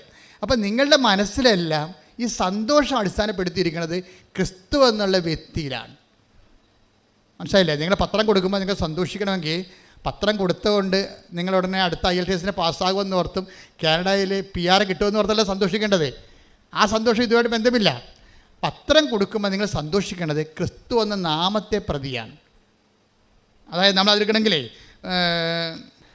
5:41 എടുത്ത് നടപടി പുസ്തകം, അപ്പോസ്തല പ്രവർത്തനങ്ങൾ 5:41 അവരാകട്ടെ യേശുവിന്റെ നാമത്തെ പ്രതി അപമാനം സഹിക്കാൻ യോഗ്യത ലഭിച്ചതിൽ സന്തോഷിച്ചുകൊണ്ട് സംഘത്തിന്റെ മുമ്പിൽ നിന്ന് പുറത്തുപോയി. അപ്പൊ ഇത് ഒരു പ്രധാന കവനന്റിന്റെ ഒരു പ്രധാനപ്പെട്ട ഒരു ഫേസാണ്. ഫേസ് വേർഡ് എന്ന് പറയുന്നതിനാ ഒരു മുഖവചനമാണ്. എന്താ കാര്യം? ഒന്നിന് വായിച്ചത്, അവരാകട്ടെ അവരെന്താ അപ്പോസ്തലന്മാരെ ഉദ്ദേശിക്കണം? അവരാകട്ടെ യേശുവിന്റെ നാമത്തെ പ്രതി അപമാനം സഹിക്കാൻ യോഗ്യത ലഭിച്ചതിൽ സന്തോഷിച്ചുകൊണ്ട് സംഘത്തിന്റെ മുമ്പിൽ നിന്ന് പുറത്തുപോയി. അപ്പോൾ ഈ നമ്മൾക്ക് പ്രേക്ഷിത പ്രവർത്തനങ്ങൾ ചെയ്യുമ്പോൾ സ്വാഭാവികമായിട്ടും അതിൽ ഉള്ളതാണ് അപമാനം എന്നുള്ളത്. അപ്പോൾ നിങ്ങൾ ഓർക്കണം, ഇത് സന്തോഷമുള്ള പരിപാടിയാണെന്ന് വിചാരിക്കരുത്. സത്യസന്ധമാണെങ്കിൽ സന്തോഷമുള്ള പരിപാടിയല്ല ഇത്. വെളിച്ചം പാത്ത് നിങ്ങൾ വേറെ ആൾക്കാരെ കൊണ്ട് തുമ്പിയെ കൊണ്ട് കല്ലെടുപ്പിക്കണവരില്ലേ? ഡാഡിയോടെ പോൺ ഡാഡിയോടെ പോൺ പള്ളി അപ്പന് ഷർട്ട് എടുത്തുമ്പോൾ ഡാഡിയോടെ പോൺ, ഞാൻ പള്ളി പോൺ എന്നാൽ ഈ പത്രം ഒന്ന് കൊടുക്കുക. അതാണ് പ്രശ്നം. അവർക്ക് എന്നാ പ്രശ്നം? അവൻ തുമ്പിയെ കൊണ്ട് കല്ലെടുപ്പിക്കുകയാണ് ശരിക്കും പറഞ്ഞാൽ. അതല്ല, നമ്മളാണ് അപ്പോൾ എടുക്കണമെന്നുണ്ടെങ്കിൽ എടി പെണ്ണേ നിനക്ക് തലക്ക് വല്ല കാച്ചിൽ വേണം, വേറെ പണിയൊന്നുമില്ലേ, ഇതൊക്കെ ചുമ്മാ ഇതൊക്കെ അഭ്യാസമാണ് എന്ന് പറയുമ്പോൾ ഇപ്പം നിങ്ങൾ നിരീശ്വരവാദികളെ കണ്ടുമുട്ടും. അവർക്കാണെങ്കിൽ ഇത് കാണുമ്പോൾ തന്നെ കലി കയറും. അവർ നിങ്ങളുടെ തന്തയ്ക്ക് വിളിക്കണതിന് പകരം ദൈവത്തിന് തന്തയ്ക്ക് വിളിക്കും. കാരണം പിശാചിന് അങ്ങനെ തോന്നുമല്ല വിളിച്ച് പിടിക്കാൻ, ഒരു ധൈര്യമല്ല പിശാചിന്. അപ്പം അതുകൊണ്ട് സ്വാഭാവികമായിട്ട് അപ്പം നിങ്ങളോർക്കും ദൈവമേ അവരെന്നെ തന്തയ്ക്ക് വിളിച്ച് വല്ലവരും കേട്ടാ. നമ്മുടെ പ്രശ്നം വേറെ അവരും കേട്ടാ, നമ്മൾ കേട്ടാലേ പ്രശ്നമേ. നമ്മളെ ചീത്ത വിളിക്കണ വേറെ അവരും കേട്ടാന്നാണ്. ദാറ്റ് മീൻസ് നമുക്ക് സന്തോഷമില്ല, നമുക്ക് നിരാശയും പണ്ടാരം പോയി ഉടമ്പടി എടുത്തത് ഗതികേടായല്ല. ഇതിൽ ഈ ദൈവത്തിന് അനുഗ്രഹം കേട്ടാൽ ഇതേ മാർഗ്ഗമുള്ള വേറെ മാർഗ്ഗമൊന്നുമില്ലേ എന്ന് നമ്മൾ ചോദിക്കും. എൻ്റെ മക്കളെ, ഇതേ മാർഗ്ഗം എന്ന് വെച്ച് കഴിഞ്ഞാൽ വേറെ മാർഗ്ഗമൊക്കെ ഉണ്ട്. പക്ഷേ മുതൽ മുടക്കുള്ള മാർഗ്ഗം ഇതേ ഉള്ളൂ. കവനൻ്റ് എന്ന് പറയുമ്പോൾ ഇത് ബൈലാറ്ററൽ എഗ്രിമെൻ്റ്, പേഴ്സണല്ലേ. നമ്മൾ വ്യക്തിയുമായിട്ട് ഒരു എഗ്രിമെൻറ്റിലേക്ക് വിളിക്കണ കവനൻ്റേ ഉള്ളൂ. ബാക്കിയെല്ലാം സിംഗിളർ ഹെഡിൽ പ്രെയറാണ്. കേട്ട് പോയാൽ പോയി, അത്രേ ഉള്ളൂ. നിങ്ങൾക്കത് കേൾക്കണം ഒരു നിർബന്ധവും ഇല്ല. ദൈവം ഇത് കേൾക്കണം നിർബന്ധവും ഇല്ല. ഇതെന്ന് പറയുമ്പോൾ കവനൻ്റാണ്. ദൈവം നിങ്ങളോട് എഗ്രിമെൻ്റ് ചെയ്തിരിക്കുകയാണ്. ദൈവം ഇത് നമ്മൾ അവിശ്വസ്തരായിരുന്നാലും take the word of God, നമ്മൾ അവിശ്വസ്തരായിരുന്നാലും ദൈവം വിശ്വസ്തനായിരിക്കും. ശ്രദ്ധിക്കട്ടെ. ഹല്ലേലൂയ ഹല്ലേലൂയ ഹല്ലേലൂയ ഹല്ലേലൂയ. യേശുവേ നന്ദി. ഹല്ലേലൂയ ഹല്ലേലൂയ ഹല്ലേലൂയ ഹല്ലേലൂയ ഹല്ലേലൂയ. യേശുവേ ആരാധന ആരാധന ആരാധന. തിമോത്തിയല്ലേ? ആരാധന യേശുവേ ആരാധന. 2 തിമോത്തി 2:13. നാം അവിശ്വസ്തരായിരുന്നാലും അവൻ വിശ്വസ്തനായിരിക്കും. എന്തെന്നാൽ തന്നെ തന്നെ നിഷേധിക്കുക അവന് സാധ്യമല്ല. അതായത് തന്നെ തന്നെ നിഷേധിക്കാൻ നമുക്ക് സാധ്യമാണ്. അതായത് നമ്മൾ ഫ്രോഡായത് കൊണ്ടാണ്. ഫ്രോഡെന്ന് പറയുന്നതിൻ്റെ അർത്ഥം എന്താണ്? അവനവനെ തന്നെ നിഷേധിക്കുന്ന ആൾക്കാരാണ്. എന്തെല്ലാം ദൈവത്തെ പറഞ്ഞാൽ, ഇപ്പോൾ ചില ഭർത്താക്കന്മാരില്ലേ, അവരെ കുടിച്ചിട്ട് കയറി വരുമ്പോൾ ഭാര്യ ഉടനെ വിഷമെടുത്ത് കഴിക്കാൻ പോകും. ഉടനെ ഭാര്യയുടെ കൈ എടുത്തിട്ട് പറയും, കൈ എടുത്തിട്ട് അയാളുടെ തലയെ വെക്കും, അല്ലെങ്കിൽ അയാളുടെ കൈ എടുത്ത് ഭാര്യയുടെ തലയെ വെച്ച് കൊടുക്കും. എടീ നിൻ്റെ തലയെ നീയാണ് സത്യം, ഞാൻ ഇതിനെ കുടിക്കത്തില്ല. എടോ മനുഷ്യ, ഇത്രയും കുറേ നാൾ തലയെ വെച്ച് എൻ്റെ തലക്ക് തലവേദന മാറണില്ലെന്ന് പറയും. ഇപ്പോൾ തല പൊട്ടി പോകാൻ പോണെന്ന് പറയും. എന്താണെന്ന്? അയാൾ ഫ്രോഡാണ്. അയാൾ ഈ ഭാര്യ തൽക്കാലം പിന്തിരിപ്പിക്കാൻ വേണ്ടി ഈ കുടിയൻ എന്ത് ചെയ്യും? അയാളുടെ കൈ എടുത്ത് ഭാര്യയുടെ തലയെ വെച്ച് കൊടുക്കും. ഭാര്യയ്ക്ക് അത് ആ കവനൻ്റിൽ വിശ്വാസമില്ല. എന്താ ഇങ്ങനെ കവനൻ്റ് പലത് കഴിഞ്ഞ് കൈയെടുത്ത് കുടിച്ചുകൊണ്ട് വരുമ്പോൾ ഭാര്യ വിഷം എടുക്കുക, പുള്ളി കൈയെടുത്ത് തലയെ വെക്കുക. ഈ ഉടമ്പടി പല പ്രാവശ്യം നടന്നിട്ടുള്ളതാണെന്ന് പുള്ളിക്കറിയാം. ഫ്രോഡാണ്. തന്നെ അയാൾ നിഷേധിക്കും. പക്ഷേ ദൈവം അതാണ് പ്രശ്നം. ദൈവം നമ്മൾക്ക് എന്തെങ്കിലും വായിന്ന് വിട്ട വാക്ക് പഴഞ്ചാക്കെന്ന് പറഞ്ഞ പോലെ അങ്ങനെ പോകും. നമ്മൾക്ക് നമ്മുടെ വാക്കിനോട് നമ്മൾ ഒരിക്കലും ഉത്തരവാദിത്തം കാണിക്കത്തില്ല. അങ്ങനെയാണ് നമ്മൾ ദൈവത്തെ കണ്ടിരിക്കുന്നത്. അതുകൊണ്ട് നിങ്ങൾ ഉഴപ്പണത്. ദൈവം അങ്ങനെ അല്ല. Read it again. ശ്രദ്ധിക്കട്ടെ. ഹല്ലേലൂയ. നാം അവിശ്വസ്തരായിരുന്നാലും നാം അവിശ്വസ്തരായിരുന്നാലും അവൻ വിശ്വസ്തനായിരിക്കും. എന്തെന്നാൽ തന്നെ തന്നെ നിഷേധിക്കുക അവന് സാധ്യമല്ല. അപ്പൊ ദൈവം സത്യമാണെന്ന് പറയുമ്പോൾ ആ സത്യത്തിൻ്റെ ഒരു പ്രവർത്തന രീതിയാണ് തന്നെ തന്നെ നിഷേധിക്കാൻ സാധ്യമല്ല. അതുകൊണ്ട് നിങ്ങളെന്ത് ചെയ്യും? നിങ്ങളുടെ ഉടമ്പടി നിങ്ങൾ ഉഴപ്പിയാലും അത് നടക്കും. പക്ഷേ പിശാച് നിങ്ങളോട് പറയും, നിങ്ങൾ ഉടമ്പടി ഉഴപ്പിയല്ല, നീ ഇപ്പോൾ ഉടമ്പടി ഒന്നും ചെയ്യണില്ലല്ല, എന്നിട്ട് നിനക്ക് ഉദ്യോഗം കിട്ടിയല്ല, അപ്പോൾ ഉടമ്പടിയല്ല കാര്യം. അത് സ്വാഭാവിക ഉടമ്പടി ചെയ്തില്ലെങ്കിൽ കിട്ടുമായിരുന്നു, പണിയായില്ലേ? അതായത് നിങ്ങൾ ഉതക്കുന്ന ഓരോ ഉതപ്പിലും പിശാച് ലീഡ് ചെയ്തുകൊണ്ടിരിക്കും. അത് ഈ കള്ളക്കളികൾ മനസ്സിലാക്കണം നിങ്ങൾ. എന്തുകൊണ്ടാണ് നിങ്ങളെ ഉതപ്പ്? നിങ്ങൾ കുറച്ച് കഴിയുമ്പോൾ ഉടമ്പടി നിങ്ങൾ മനഃപൂർവ്വം ഉഴപ്പണമെന്ന് ഞാൻ പറയത്തില്ല. നിങ്ങളുടെ ഒരു സാഹചര്യം വരുമ്പോൾ നിങ്ങൾ അത്രയും സീരിയസ് ടൈപ്പ് പേഴ്സൺ അല്ലെന്നുണ്ടെങ്കിൽ ഏതെങ്കിലും ഒരു കല്യാണത്തിൽ പോയി അളിയന്മാർ 3 പേരും കൂടി ഇരിക്കുമ്പോൾ പറയും, എൻ്റെ അളിയ നമ്മ കണ്ടിട്ട് എത്ര നാളായി. അപ്പോൾ പറയും, നീ മസ്കറ്റിലല്ലേ നീ എത്ര കാലമായി? ഞാൻ 12 കൊല്ലം. നീ എത്ര കാലം? ഞാൻ 7 കൊല്ലം. ഈ 7 കൊല്ലം 12 കൊല്ലം പറയുന്നതിനാണെന്ന് അറിയാം, വെള്ളം അടിക്കാനാണേ. അതിൻ്റെ ഈ 7 കൊല്ലവും 12 കൊല്ലത്തിൻ്റെ ഇവനെ എടുത്ത് വീണ് പോകും. ശരിയാണ്, അളിയെ കണ്ടിട്ട് 16 കൊല്ലമായി, 12 കൊല്ലമായി, 7 കൊല്ലമായി, ഇനി എപ്പോൾ കാണാനാണ്? മനുഷ്യന്മാരല്ലേ, ഇന്ന് കാണുന്നത് നാളെ കാണുന്നില്ല എന്ന് പറഞ്ഞുകൊണ്ട് അവരോരോ സെൻറ്റിമെൻ്റ് അടിക്കുമ്പോൾ ഇവനും കുടിക്കും. അതോടെ പാപ്പടം വീണ് പോകും. പാപ്പടം വീണ് പോകുന്നതിന് പാപ്പടനെ തന്നെ മനസ്സിലാക്കാൻ വേണ്ടിയും വീഴാനൊരു അവസരം തരികയാണ്. വീഴാനും ഒരു അവസരമാണത്. ദൈവം തന്നെ വീഴിക്കാൻ അനുവദിക്കും. എന്നിട്ടപ്പോൾ നിനക്ക് കുറച്ച് കഴിയുമ്പോൾ നിനക്ക് അയ്യോ എൻ്റെ മാതാവേ, എൻ്റെ കടങ്ങളെ, എൻ്റെ രോഗമേ, ഞാൻ ഉടമ്പടി ചെയ്താണല്ലോ, ഞാൻ തെറ്റിപ്പോയില്ല എന്ന് നിനക്ക് സങ്കടം വരും. സങ്കടം വരെ കുഴപ്പമില്ല, അതിൽ ദൈവസ്നേഹം ഉണ്ടാകണം. നിനക്ക് ദൈവസ്നേഹമല്ല, അയ്യോ ഞാൻ ഉടമ്പടി തെറ്റിപ്പോയില്ല, ഇതിൻ്റെ കടവടക്കാം. നിങ്ങൾക്ക് വിഷയസ്നേഹമാണുള്ളത്. നിങ്ങൾക്ക് ദുഃഖമുണ്ടേ, ഉടമ്പടി വീഴുമ്പോൾ നിങ്ങൾക്ക് ദുഃഖമുണ്ട്. പക്ഷെ ആ ദുഃഖം ദൈവഹിതപ്രകാരമല്ല. ഈ ദുഃഖത്തിൻ്റെ പ്രശ്നം ദൈവഹിതപ്രകാരമുള്ള ദുഃഖം ഉണ്ടാവും, ഭൗതിക ദുഃഖം ഉണ്ടാവും. Take the word of God, ദൈവഹിതപ്രകാരമുള്ള ദുഃഖം. ശ്രുതിക്കട്ടെ, ഹല്ലേലൂയ ഹല്ലേലൂയ ഹല്ലേലൂയ ഹല്ലേലൂയ. യേശുവേ നന്ദി. ഹല്ലേലൂയ ഹല്ലേലൂയ ഹല്ലേലൂയ ഹല്ലേലൂയ ഹല്ലേലൂയ ഹല്ലേലൂയ. യേശുവേ സ്തുതി. ഹല്ലേലൂയ ഹല്ലേലൂയ. 2 കൊരിന്തോസ് 7:10. 2 കൊരിന്തോസ് 7:10. ദൈവഹിത പ്രകാരമുള്ള ദുഃഖം, പറഞ്ഞേ, ദൈവഹിത പ്രകാരമുള്ള ദുഃഖം രക്ഷാകരമായ പശ്ചാത്താപം ജനിപ്പിക്കുന്നു. അപ്പോൾ ഈ പശ്ചാത്താപം എന്ന് പറയുന്ന ഒരു ദുഃഖമാണ്, പക്ഷേ രക്ഷാകരമാകണം. രക്ഷാകരം എന്ന് പറയുന്നത് എന്താണ്? രക്ഷ ആരാണ്? ലുക്ക 2:30 എല്ലാ മനുഷ്യർക്കും വേണ്ടി ഒരുക്കിയിരിക്കുന്ന രക്ഷ ക്രിസ്തുവിനെ ഞാൻ എൻ്റെ കണ്ണുകൊണ്ട് കണ്ടിരിക്കുന്നു. അപ്പോൾ നിൻ്റെ ദൈവഹിത പ്രകാരമുള്ള ദുഃഖം രക്ഷാകരമായ പശ്ചാത്താപം ഉണ്ടാക്കണം. രക്ഷാകരം എന്ന് വെച്ചാൽ ക്രിസ്തുവിനെ ലഭിക്കുന്ന പശ്ചാത്താപമാണ്, അല്ലാതെ കേവല പശ്ചാത്താപമല്ല. നമ്മളെ കുമ്പസാരക്കൂട്ടിലൊക്കെ വേണ്ടത് ക്രിസ്തുവിനെ ലഭിക്കുന്ന പശ്ചാത്താപമാണ്, അല്ല പാപത്തെക്കുറിച്ച് ദുഃഖമില്ല. നിങ്ങളുടെ ഇപ്പോൾ വിശുദ്ധരായി ജീവിച്ചിട്ട് ദൈവത്തെ കഞ്ഞി വെക്കേണ്ട ആവശ്യമുണ്ടോ? ഒരു കഥയുമില്ല. നമുക്ക് ക്രിസ്തുവിനെ ലഭിക്കാനാണ് നമ്മൾ പാപം ഒഴിവാക്കി ജീവിക്കുകയും അഥവാ വീണുപോയാൽ നമ്മൾ ദുഃഖിക്കുകയും ചെയ്യണത് ക്രിസ്തുവിനെ നഷ്ടപ്പെട്ടല്ലോ എന്നുള്ള വിഷയത്തിലാണ്. നമ്മുടെ ദുഃഖവും സന്തോഷവും അടിസ്ഥാനപ്പെടുത്തിയിരിക്കുന്നത് ക്രിസ്തു എന്ന് പറഞ്ഞ ഒരൊറ്റ പേരിലാണ്. ഈ ഗോട്ട് ദ പോയിന്റ്, മനസ്സിലായില്ലേ? നമുക്ക് ദുഃഖം ഉണ്ടായി, ആ ദുഃഖം ദൈവഹിത പ്രകാരമാണെങ്കിൽ അത് ക്രിസ്തുവിനെ നഷ്ടപ്പെട്ടല്ലോ എന്നുള്ള ദുഃഖമായിരിക്കണം. നമുക്കൊരു സന്തോഷമുണ്ടായി. സന്തോഷം എന്താ പറയുന്നത്? 5:41 എന്താ പറയണത്? യേശുക്രിസ്തുവിൻ്റെ നാമത്തെ പ്രതി, പറഞ്ഞേ, യേശുക്രിസ്തുവിന്റെ നാമത്തെ പ്രതി ക്ലേശങ്ങൾ അനുഭവിച്ചതിൽ സന്തോഷത്തോടെ അവർ സംഘത്തിൽ നിന്ന് പുറത്തുപോയി. അവർ സന്തോഷമാണ്. നടപടി പുസ്തകത്തിൻ്റെ 5:41 2 കൊരിന്തോസ് 7:10 ദുഃഖവും നടപടി പുസ്തകത്തിൻ്റെ 5:41 സന്തോഷവും ഒറ്റ വ്യക്തിയെ അടിസ്ഥാനപ്പെടുത്തിയായിരിക്കുന്നത്.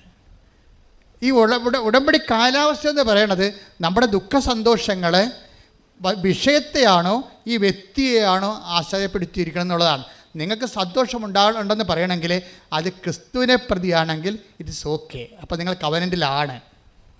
അതാണ് നിലപാട് തറയെന്ന് പറയണത്, അനുയോജ്യമായ കാലാവസ്ഥ എന്ന് പറയണത്. ഉടമ്പടി റൈപ്പായിരിക്കുന്നു. ഇപ്പോൾ ഒരു ഓട്ടോറിക്ഷക്കാരൻ്റെ ഇടയ്ക്ക് കൊണ്ടുപോയി പത്രം കൊടുത്തപ്പോൾ നിങ്ങൾ ഇത്രയും പഠിച്ചതല്ലേ, എനിക്ക് നാണമുണ്ട് ഈ പത്രവും കാവിക്കൊണ്ട് നടക്കാമെന്ന് ഓട്ടോറിക്ഷക്കാർ പറഞ്ഞ് അപ്പോൾ അവൾ പറഞ്ഞ്, അത് ശരി, ഞാൻ രക്ഷപ്പെട്ടത് ഈ പത്രം കൊണ്ടാണ്, നിങ്ങളൊക്കെ രക്ഷപ്പെടാൻ വേണ്ടിയാണ് ഞാൻ ഇത് നിങ്ങളെ കൊണ്ട് വിതരണം ചെയ്യണത്. ഞാനിതൊക്കെ നിങ്ങൾ അതിവിടെ വന്ന് ഇവിടെ നിന്ന് ഇത് പറയണതല്ല, നിങ്ങൾ അവിടെ വന്ന് നോക്കണം, ദൈവം എന്താണ് ചെയ്യണമെന്ന് കണ്ടെത്താൻ. അതാണ് സന്തോഷം ദൈവത്തെ പ്രതി. അവളെ ക്ലേശിപ്പിച്ച അതിൽ വേറെ വല്ലവരും ആണെങ്കിൽ അയ്യോ ആൾക്കാർക്ക് ഇങ്ങനെയൊക്കെ പറയണില്ല എന്ന് പറഞ്ഞ ഉടനെ വീട്ടിൽ നിന്ന് പോകും. നമ്മുടെ ഏറ്റവും വലിയ ശത്രുക്കളെക്കുറിച്ച് ഈശോ പറഞ്ഞത് എന്താണ്? ഏറ്റവും വലിയ ശത്രുക്കളെന്ന് പറഞ്ഞ് ഈശോ എന്താ പറഞ്ഞിരിക്കുന്നത്? ഈശോ പറഞ്ഞിരിക്കുന്നത് ആരാണ് ഏറ്റവും വലിയ ശത്രുക്കൾ? നമ്മുടെ കുടുംബത്തിലുള്ളവരാണെന്ന്. ഹല്ലേലൂയ ഹല്ലേലൂയ ഹല്ലേലൂയ ഹല്ലേലൂയ. മത്തായി 10:36 സ്വന്തം കുടുംബത്തിൽപ്പെട്ടവർ തന്നെയായിരിക്കും സ്വന്തം കുടുംബത്തിൽപ്പെട്ടവർ തന്നെയായിരിക്കും ഒരുവന്റെ ശത്രുക്കൾ. അപ്പം അമ്മ ശത്രുവായിട്ട് വരാം, അപ്പൻ ശത്രുവായിട്ട് വരാം.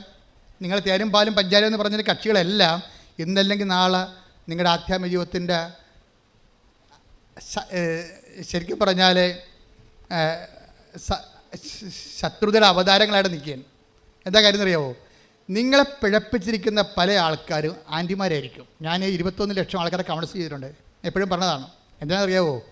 ഓരോ ഡൈവേഴ്സും പരിശോധിക്കുമ്പോൾ, ഓരോ പ്രണയവും പരിശോധിക്കുമ്പോൾ, പ്രണയത്തിൽ ചില ആൾക്കാർ ചെന്ന് ചാടിയിട്ട് അപോഷണൊക്കെ നടക്കണ്ടല്ലോ, എല്ലാം തുടങ്ങി വെക്കണമ്പോഴെല്ലാം ആൻറ്റി എന്ന് പറയുന്ന ആ സംഭവത്തിന് ഇതെല്ലാം അറിയാൻ പറ്റും.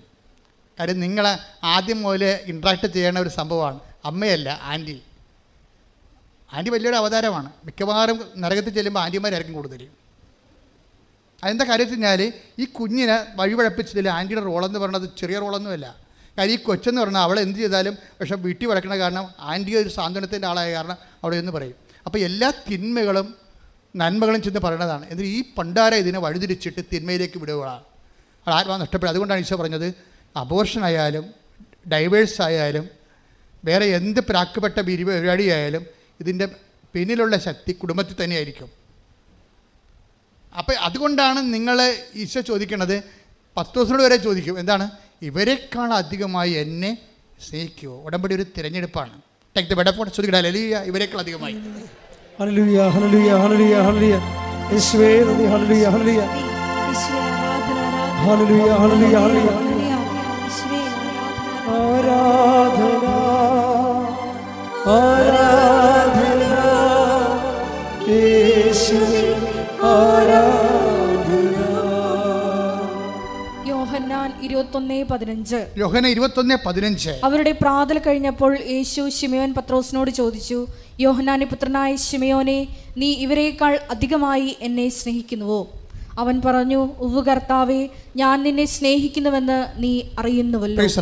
അതായത് യേശുവിൻ്റെ അതായത് സഭയുടെ തലയോടാണ് ഈ ചോദ്യം ചോദിച്ചിരിക്കുന്നത്.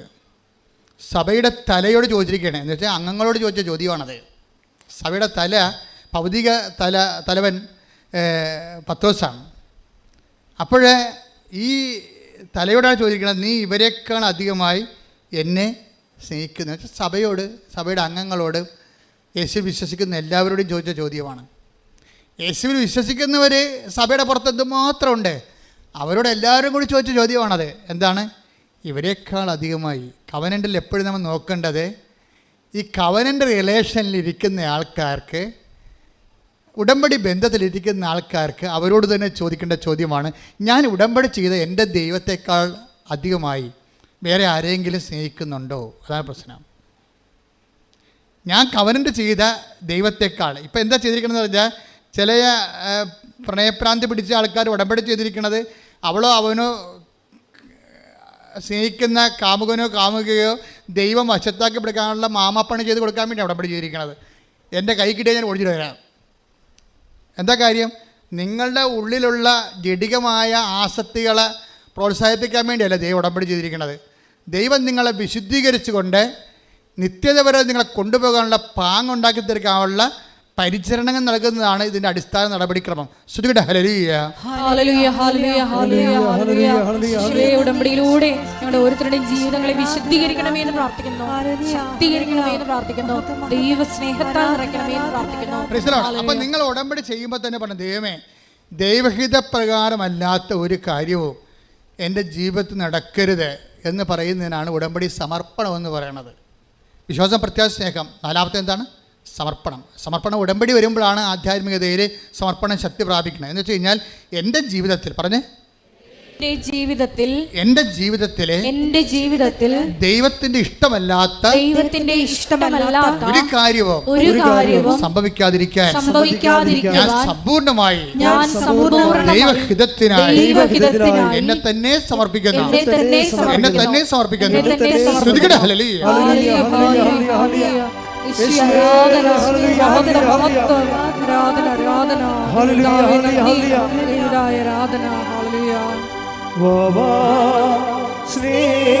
സ്നേഹരാജാവേ, എന്നെന്നും എന്നുള്ളിൽ വാഴാം. സ്നേഹത്തിൻ പൂനിലാവേ, എന്നുള്ളിൽ വെൺശോഭയേകാം.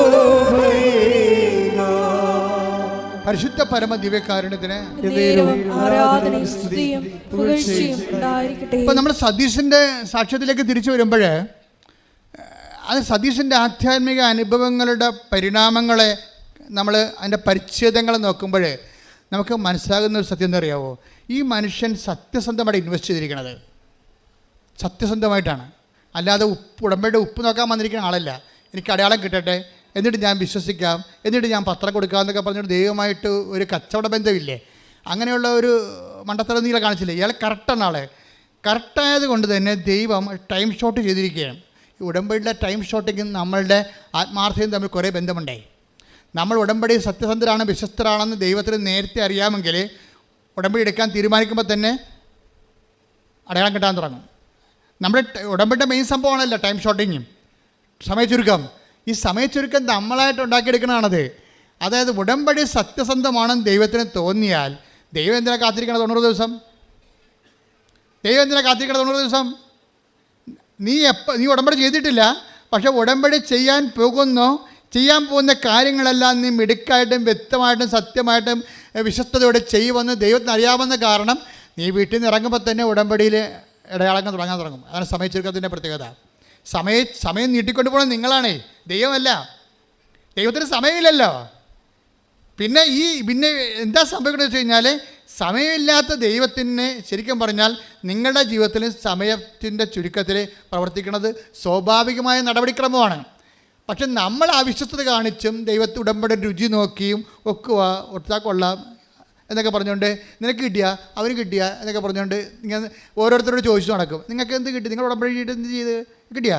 ഇങ്ങനെ ഫോണെടുത്ത് വെച്ച് ചോദിക്കുമ്പോൾ തന്നെ ദൈവത്തിന് അറിയാം ഇതൊരു പ്രാക്കപ്പെട്ട പിശാചാണ്, ഇതിനെ കാലപ്പെടുത്തി നിലത്തിട്ട് അടിക്കണമെന്ന് ദൈവത്തിന് അറിയാം. എന്താ കാര്യം? വിശ്വാസമില്ലാതെ ദൈവത്തെ പറ്റിച്ചിരിക്കുകയാണ്. അയാൾ മൊബൈൽ എടുത്ത് വിളിച്ച് ചോദിക്കണം കിട്ടിയാ? നിങ്ങളുടെ ഉടമ്പടി എല്ലാം നടന്ന വല്ലതും ഇങ്ങനെ ചോദിക്കും. എന്താ വെച്ചാൽ ഇവള് ഇപ്പം തന്നെ ഫ്രോഡാണ് ശരിക്കും പറയാം. അപ്പോൾ അതുകൊണ്ട് നിങ്ങൾ അഭ്യാസം ദൈവത്തെ എടുത്ത് കാണിക്കരുത്.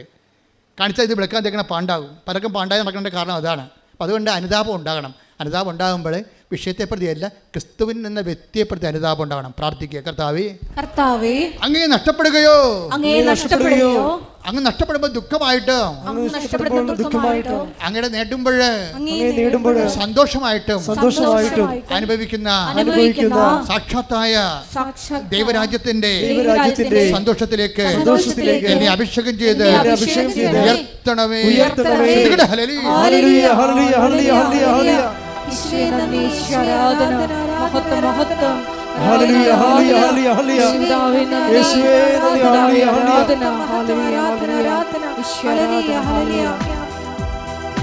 ആത്മാവാം ദൈവമേ വരണേ, എന്റെ ഉള്ളിൽ വസിക്കാൻ വരണേ. ആത്മാവാം ദൈവമേ വരണേ, എന്റെ ഉള്ളിൽ വസിക്കാൻ വരണേ. ദാഹിച്ചു നിന്നെ ഞാൻ തേടുന്നു, സ്വർഗം തുറന്നിറങ്ങി നീ വരണേ. ദാഹിച്ചു നിന്നെ ഞാൻ തേടുന്നു, സ്വർഗം തുറന്നിറങ്ങി നീ വരണേ. ആത്മാവാം ദൈവമേ വരണേ, എന്റെ ഉള്ളിൽ വസിക്കാൻ വരണേ. പരിശുദ്ധ പരമ ദിവ്യകാരുണ്യത്തിന് അപ്പൊ സതീഷിന്റെ ജീവിതത്തില് ആൾ സത്യസന്ധനായത് കാരണം സമയച്ചുരുക്കമാണ് സംഭവിക്കുന്നത്. പെടാൻ സഹകരിക്കുകയാണ്. പെട്ടെന്ന് ആൾ ഹീലായത് കൊണ്ട് അത് ഭൗതികമായൊരു കാര്യമാണ്. അയാളുടെ ജീവിതത്തിൽ 2.5 വർഷങ്ങളായിട്ട് അല്ല പറഞ്ഞാൽ 18 വർഷമായിട്ട് എന്ന് പറഞ്ഞു ഇത്രയും ഈ രോഗം കൊണ്ട് നടക്കുന്നത്. അയാൾ ഹീലായതല്ല പ്രശ്നം. അയാളോട് പരിശുദ്ധാത്മാ പറഞ്ഞു നിങ്ങൾ ക്രിസ്തുവിൻ്റെ പാർട്ടാകണമെന്ന് പറഞ്ഞു. അല്ല അച്ഛനും കപ്പേരും പള്ളിയൊന്നുമല്ല പറഞ്ഞിരിക്കുന്നത് സതീശനോട്. ആരാ പറഞ്ഞത്? പരിശുദ്ധാത്മാവ് പറഞ്ഞു. അതാണ് അയാൾ പറഞ്ഞത്. പരിശുദ്ധാത്മാവിൻ്റെ ദർശനങ്ങൾ ഇല്ലേ അയാൾ കണ്ട്, ദർശനം കിട്ടിയേക്ക് അയാൾ സ്വപ്നങ്ങൾ കണ്ടു. അപ്പോൾ അതിൻ്റെ പരിശുദ്ധമായ നിറഞ്ഞ് വസിച്ചെന്ന് അയാൾ പറയണത്. അത് പരിശുദ്ധാത്മാവിനുണ്ടായ പ്രശ്നം ഈ പരിശുദ്ധാത്മാവിൻ്റെ കൂടി പ്രവർത്തനമാണ്. ഇപ്പം നമ്മൾ നടപടി പുസ്തകം 2:17 എടുത്ത് ശ്രുതികട്ടെ. ഹല്ലേലൂയ. 2:17. നടപടി 2:17. ദൈവം അരുളി ചെയ്യുന്നു, പറഞ്ഞ ദൈവം അരുളി ചെയ്യുന്നു, ദൈവം അരുളി ചെയ്യുന്നു, അവസാന ദിവസങ്ങളിൽ എല്ലാ മനുഷ്യരുടെയും മേൽ എന്റെ ആത്മാവിനെ ഞാൻ വർഷിക്കും. നിങ്ങളുടെ പുത്രന്മാരും പുത്രിമാരും പ്രവചിക്കും. നിങ്ങളുടെ യുവാക്കൾക്ക് ദർശനങ്ങൾ ഉണ്ടാകും. നിങ്ങളുടെ വൃദ്ധന്മാർ സ്വപ്നങ്ങൾ കാണും. അത് ഈ ടൈം ഷോട്ടിങ് വരുന്ന സംഭവമാണത്. വൃദ്ധന്മാരെന്ന് പറയുമ്പോൾ എങ്ങനെയായാലും ഒരു 10-70 വയസ്സ് കൂടെ അല്ലേ. അവരെന്താ കാണുന്നത്? 17 വയസ്സുകാരുടെ സ്വപ്നങ്ങൾ കാണുമെന്ന്. ജീവിതം അവർക്ക് റിജുവിനേറ്റായി കിട്ടും. കിട്ടും. യുവാക്കന്മാർക്ക് എന്താ സംഭവം? നമ്മൾ പക്വതയില്ലെന്ന് പറയും. അവരെന്താ കാണുന്നത്? ദർശനങ്ങളാണ് കാണുന്നത്. അവർക്ക് പക്വതയും. ഈ ഒരാളിനെ ആ പരിശുദ്ധാത്മ വരുമ്പോഴേ അത് ഒരു മനുഷ്യനുണ്ടാകുന്ന മാറ്റങ്ങളാണേ. അതായത് അതുപോലെ ഒരു മാറ്റം ഈ മനുഷ്യനുണ്ടായി. ഈ മനുഷ്യനോട് പരിശുദ്ധാത്മ പറയും, നിങ്ങൾ ക്രിസ്തുവിൻ്റെ പാർട്ടാകാൻ പറയും. അപ്പോൾ ക്രിസ്തുവിൻ്റെ പാർട്ടാകാനെന്ന് ഇയാൾക്ക് അറിയത്തില്ല. ഇയാളുടെ ക്രിസ്ത്യനല്ല, ശരിക്കും പറഞ്ഞാൽ ബൈബിളത്തെ ക്രിസ്ത്യനല്ല, ലൈഫിലുള്ള ക്രിസ്ത്യനല്ല. പക്ഷേ ഇയാൾ ഇങ്ങനെ ഇവരും ദൈവമായിട്ട് സ്വകാര്യ ബന്ധമാണ്. നിങ്ങൾ ദൈവമായിട്ടൊരു സ്വകാര്യ ബന്ധം ഉണ്ടാകണമെങ്കിൽ സഭ ഒരു പ്രഖ്യാപിത ഘടകമല്ല. ശരിക്കും ഞങ്ങൾക്കൊക്കെയാണ്, ഞങ്ങൾ സഭ ജനിച്ച ആൾക്കാരാണ്. അത് ജനിക്കാനുള്ള ഭാഗ്യം കിട്ടിയ ആണ്. ഞങ്ങൾ അല്പം തെറ്റിയ ദൈവം വലിയ കൃപയാണ് നഷ്ടപ്പെടുത്താൻ പോണത് നമ്മൾ. കാര്യം എന്താ? നിങ്ങളെ അത്രയും വില കൊടുക്കുന്ന അത്രയും ഞങ്ങളൊന്നും വില കൊടുത്തിട്ടില്ല. ഓട്ടോമാറ്റിക്കലായിട്ട് വരുന്ന അതുകൊണ്ട് തന്നെ ഈ ഉടമ്പടി വരുന്ന നോക്കുമ്പോൾ ആ സാക്ഷ്യങ്ങളുടെ ലെവൽ നോക്കിയാൽ മനസ്സിലാകും. ഇപ്പോൾ ഒരു നോൺ ക്രിസ്ത്യൻ ഉടമ്പടി എടുത്തു കഴിഞ്ഞാൽ, നോൺ ക്രിസ്ത്യൻ എന്ന് പറഞ്ഞാൽ സാങ്കേതികമായിട്ട് അവർ ആ ഉടമ്പടി കർശനം കൃത്യമായിട്ട് ചെയ്യും അല്ലേ. എല്ലാ കാര്യവും കൃത്യമായിട്ട് ചെയ്യും. അവർക്ക് ചോറൊക്കെ എടുത്ത് ഇത്ര കിലോമീറ്റർ അകലെ കൊണ്ടുപോയി കൊടുക്കും. രോഗികളെല്ലാം കണ്ട് അവരെ സഹായിക്കും. നിങ്ങൾ രോഗികളെയൊക്കെ കാണുമ്പോഴും അല്ല, ചില രോഗികൾക്ക് ചില ആൾക്കാർ കൂട്ടു നിൽക്കാനൊക്കെ പോകത്തില്ല. ഇപ്പോഴത്തെ മെയിൻ സംഭവം എന്താണ്? കൂട്ടു നിൽക്കാൻ ആരും ഇല്ലാത്തതുകൊണ്ടല്ലേ കൂട്ടിയിട്ട് ഭരിക്കണം ആൾക്കാർ. കൂട്ടു നിൽക്കാൻ ആരുമില്ല, അതുകൊണ്ട് എല്ലാവരെയും കൂട്ടിയിട്ടിട്ട് ഒരാളെ ഏൽപ്പിക്കും. അതല്ലേ ഇപ്പോൾ ലോകത്ത് ഇത് കഴിഞ്ഞപ്പോൾ നമ്മുടെ നേഴ്സുമാരൊക്കെ കയറിപ്പോണ്ട് എന്താണ്, ചിലൊക്കെ സീനിയർ സിറ്റിസൻസിനെ നോക്കുകയാണ്. എന്താണ്? കൂട്ടു നിൽക്കാൻ ആരുമില്ല. ഇവർ സീനിയർ സിറ്റിസനെ നോക്കാൻ വേണ്ടി കൂട്ടു നിൽക്കാൻ പോകുമ്പോൾ നമ്മുടെ ഇവിടെ ഇതുപോലെ കൂട്ടു നിൽക്കാൻ ആരുമില്ലാതെ വീട്ടിൻ്റെ വരാന്തയിലും അവിടെ ഇവിടെയൊക്കെ ആൾക്കാർ ഇങ്ങനെ ദ്രവിച്ചും ഇങ്ങനെ കുത്തിയിരിക്കണേ കാണാം.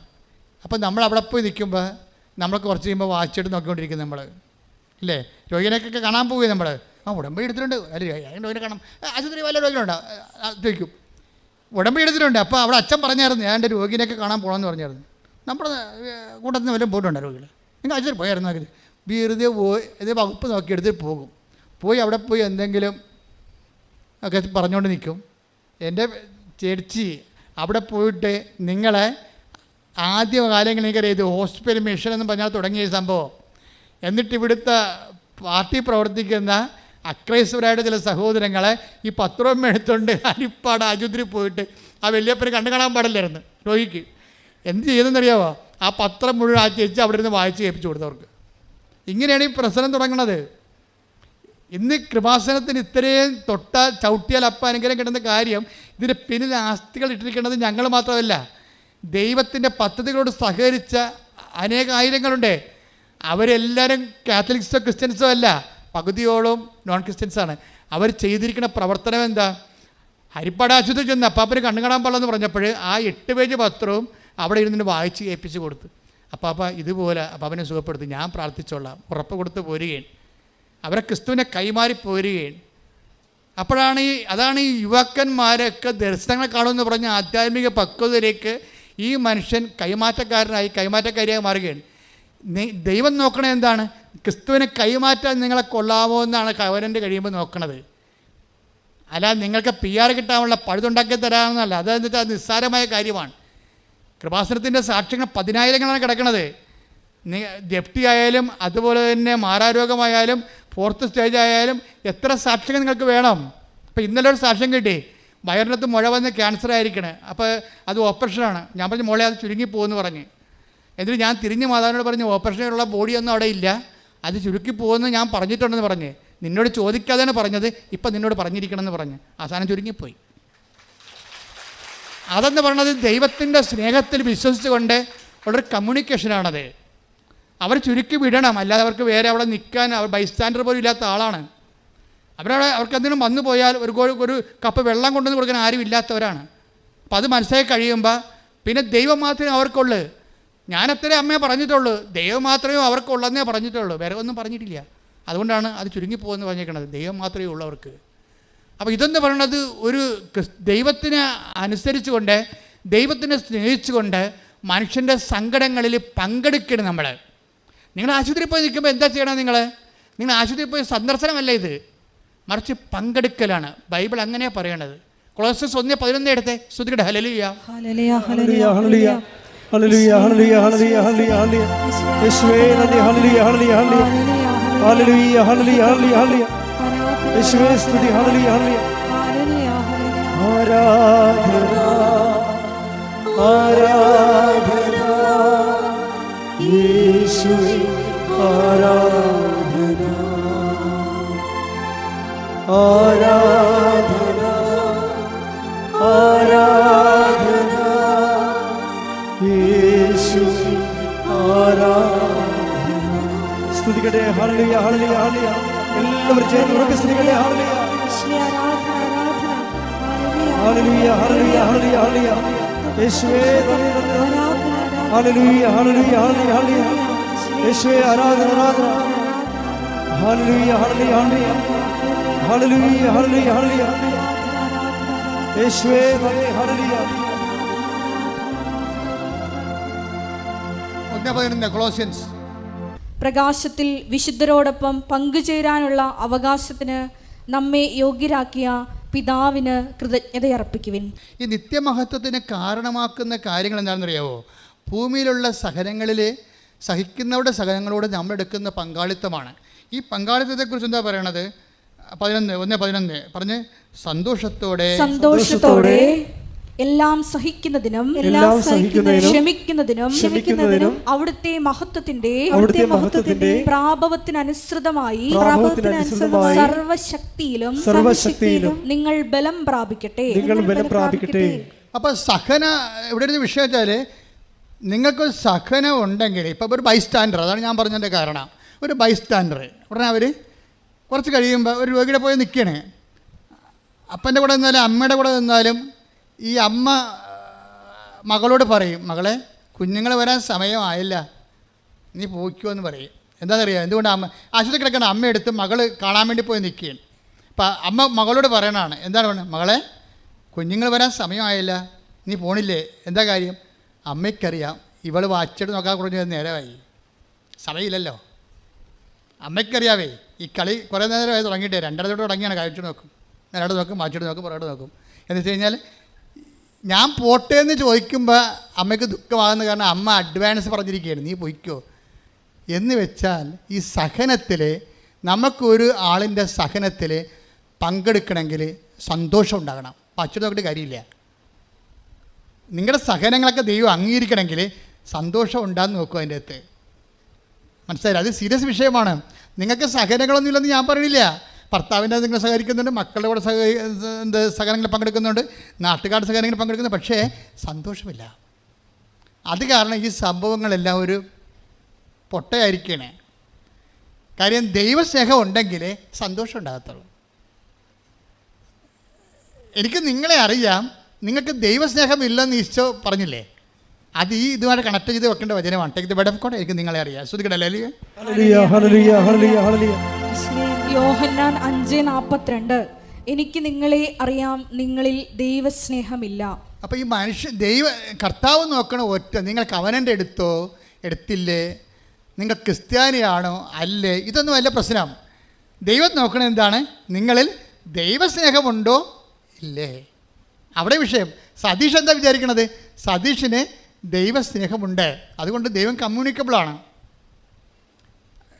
അവനോട് പരിശുദ്ധാത്മ പറഞ്ഞു, ഇനി നിനക്കൊരു കുറവുണ്ട്, നീ ക്രിസ്തുവിൻ്റെ പാർട്ടാകണമെന്ന് പറഞ്ഞു.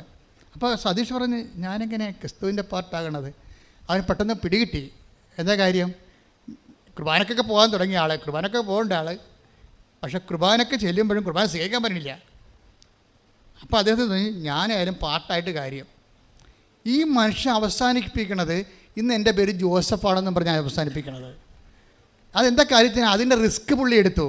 എന്നുവെച്ചാൽ ഇതിൻ്റെ അകത്ത് അച്ഛനില്ല, പള്ളിയില്ല, പട്ടക്കാരനില്ല, സഭയില്ല, ഒന്നുമില്ല. അയാളും അയാളുടെ ദൈവവും തമ്മിലുള്ള ഇടപാടുകളേ ഉള്ളൂ അതിൻ്റെ അകത്ത്. പക്ഷേ എന്താ പ്രശ്നം വെച്ച് കഴിഞ്ഞാൽ ഇയാളുടെ ഉടമ്പടിയിൽ ഇയാൾക്ക് നല്ല ദൈവസ്നേഹമുണ്ട്. കാര്യം ദൈവസ്നേഹം ഉണ്ടാകാൻ കാരണം ഇത്രയും നാൾ അനുഭവിക്കാത്ത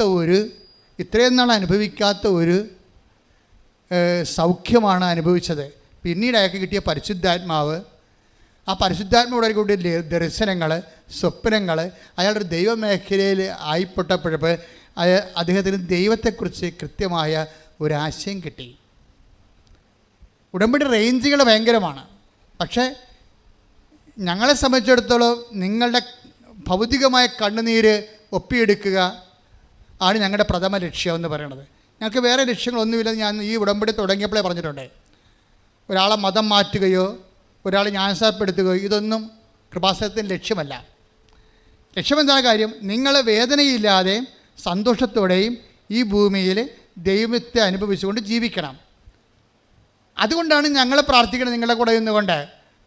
അതുകൊണ്ട് പ്രഖ്യാപിത നയം അത് തന്നെയാണ്. ഞങ്ങളാരും ഈ വിഷയത്തിൽ, നിങ്ങളുടെ വിശ്വാസ വിഷയത്തിൽ ഒന്നും ഇടപെടത്തില്ല.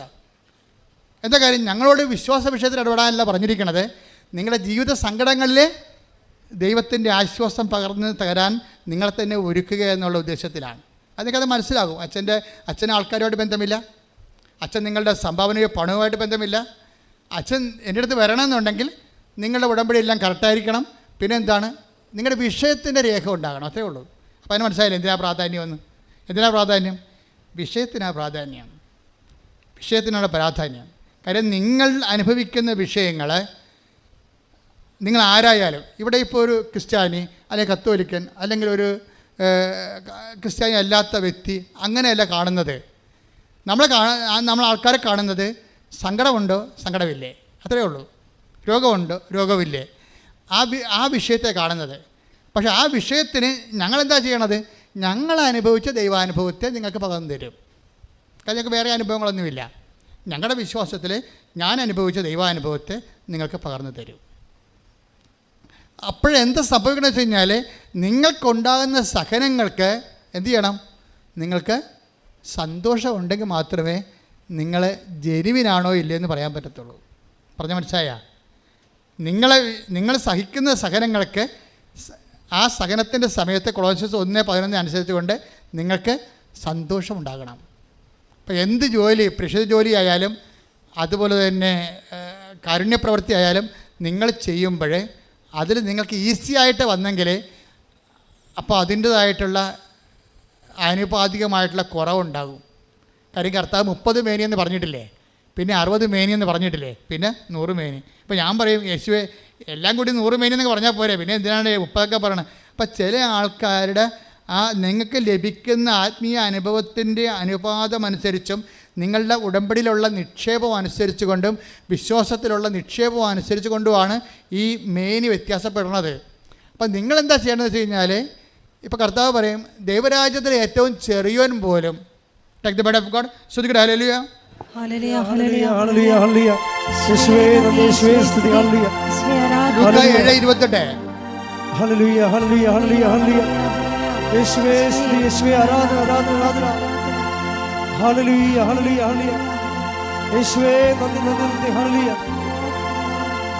ആരാധന, ആരാധന യേശുവേ, ആരാധന, ആരാധന, ആരാധന യേശുവേ, ആരാധന. മത്തായി 11:11. സത്യമായി ഞാൻ നിങ്ങളോട് പറയുന്നു, സ്ത്രീകളിൽ നിന്ന് ജനിച്ചവരിൽ സ്നാപയോഹനേക്കാൾ വലിയവനില്ല. എങ്കിലും സ്വർഗരാജ്യത്തിലെ ഏറ്റവും ചെറിയവൻ അവനേക്കാൾ വലിയവനാണ്. 5:19 മത്തായി. ശ്രുതിക്കട്ടെ ഹല്ലേലൂയ, ഹല്ലേലൂയ, ഹല്ലേലൂയ, ഹല്ലേലൂയ, ഹല്ലേലൂയ. യേശുവേ നന്ദി. മത്തായി 5:19 ഈ പ്രമാണങ്ങളിൽ പറഞ്ഞ ഈ പ്രമാണങ്ങളിൽ ഈ പ്രമാണങ്ങളിൽ ഏറ്റവും നിസ്സാരമായ ഒന്ന് ലംഘിക്കുകയോ ലംഘിക്കുവാൻ മറ്റുള്ളവരെ പഠിപ്പിക്കുകയോ ചെയ്യുന്നവൻ സ്വർഗരാജ്യത്തിൽ ചെറിയവനെന്ന് വിളിക്കപ്പെടും. എന്നാൽ ഇപ്പൊ രണ്ട് എൻ്റെ മനസ്സിലായില്ലേ? ആദ്യം വായിച്ചതായിരുന്നു മത്തായി 10:11 അത് സ്വർഗരാജ്യത്തിൽ ഏറ്റവും ചെറിയവൻ. മത്തായി 5:19 വായിച്ചത് എന്താണ്? സ്വർഗരാജ്യത്തിൽ ഏറ്റവും വലിയവൻ. അപ്പോൾ ദൈവരാജ്യത്തിൽ തന്നെ വലുതും ചെറുതുമുണ്ട്. ഇത് എന്തിന് ആനുപാതികമായിരിക്കും? നമ്മൾ ആർജിക്കുന്ന കൃപയ്ക്ക് ആനുപാതികമായിരിക്കും, അനുഗ്രഹത്തിനല്ല. ഈ ഭൂമി വെച്ച് അനുഗ്രഹം ദൈവത്തെ വിശ്വസിക്കാത്തവർക്ക് അനുഗ്രഹം കിട്ടും. അത് ഫിസിക്കൽ ബ്ലെസ്സിങ്സ് എന്ന് പറയും, ഭൗതിക ആനുകൂല്യങ്ങൾ. അത് നിരീശ്വരവാദികളും കിട്ടും. വിശ്വാസം ഇപ്പോൾ തന്നെ ആ ഇംഗ്ലണ്ടിൽ ഇപ്പോൾ പാസ്സായി വന്നിരിക്കുന്ന പ്രധാനമന്ത്രി നിരീശ്വരവാദിയാണ് ഇല്ലേ? അപ്പോൾ നിരീശ്വരവാദിയാണെങ്കിലും ഭൗതിക ആനുകൂല്യങ്ങളെ കിട്ടും. നമ്മൾ പറയുന്നത് ദൈവത്തെ അനുഭവിച്ച ആൾക്കാരുടെ ഏറ്റക്കുറച്ചിലാണ്. എന്താ അത് നിത്യതയുമായിട്ട് ബന്ധപ്പെട്ടാണ്. ഈ ഭൂമിയിൽ എന്ത് കിട്ടണമെന്നും പ്രശ്നങ്ങളൊന്നുമില്ല കേട്ടോ, നിലവിലില്ല. ദൈവം ഈ ഉടമ്പടി ചെയ്യണത് എന്താണ്?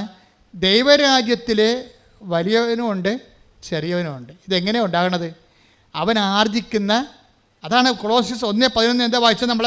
സന്തോഷത്തോടെ എല്ലാം സഹിക്കുന്നതിനും പറഞ്ഞേ സന്തോഷത്തോടെ എല്ലാം സഹിക്കുന്നതിനും ക്ഷമിക്കുന്നതിനും അവിടുത്തെ മഹത്വത്തിന്റെ പ്രാഭവത്തിനനുസൃതമായി സർവശക്തിയിലും നിങ്ങൾ ബലം പ്രാപിക്കട്ടെ.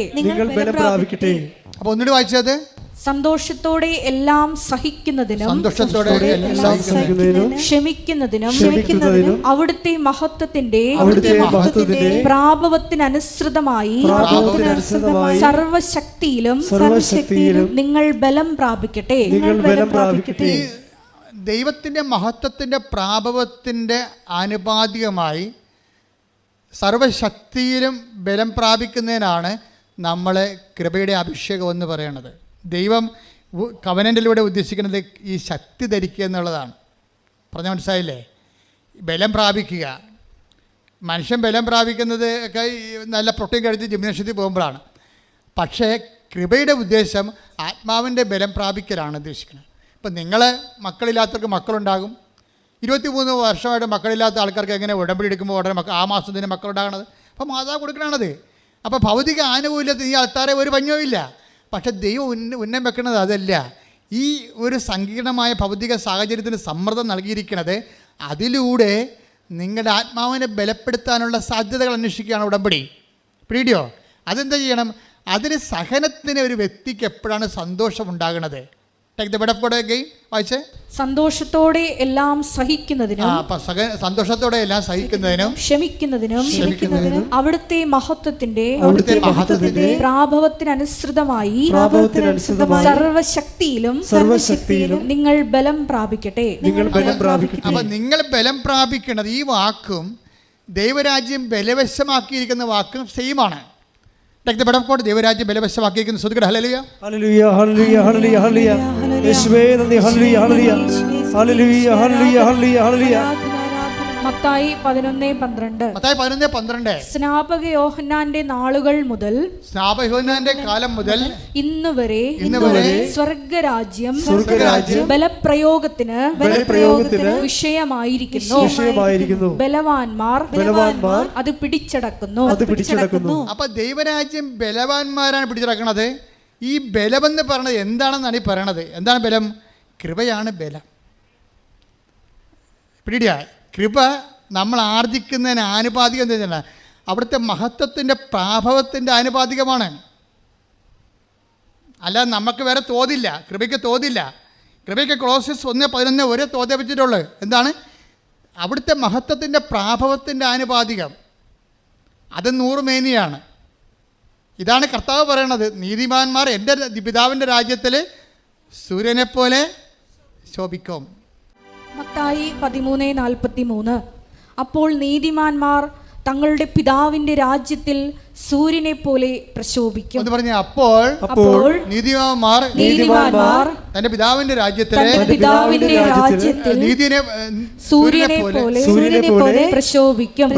ഈ മത്തായി 13:43 ആണ് 1 കൊളോസ്യൻസ് 1:11. എന്താണ് അവിടുത്തെ മഹത്വത്തിൻ്റെ പ്രാഭവം എന്ന് പറയണത്? അത് സൂര്യനാണ്, അതിന് ആനുപാതികമായിട്ടാണ്. അതുകൊണ്ടാണ് ഈശോ സൂര്യനെക്കുറിച്ച് മാത്രമേ പറയത്തുള്ളൂ. പത്രോസ് പറയും അത് 100 മേനിയാണ്. പക്ഷേ ഈശോയ്ക്ക് ഒരു പ്രൊവിഷൻ ഇട്ടിട്ടുണ്ട്. എന്താണ്? ദൈവരാജ്യം നല്ല നിലത്ത് വീണത് 100 മേനിയും, ചിലത് 60 മേനിയും, ചിലത് 30 മേനിയും. അപ്പം മറ്റുള്ളവർ 30 മേനിക്കാർക്കും ചാൻസ് ഉണ്ട്.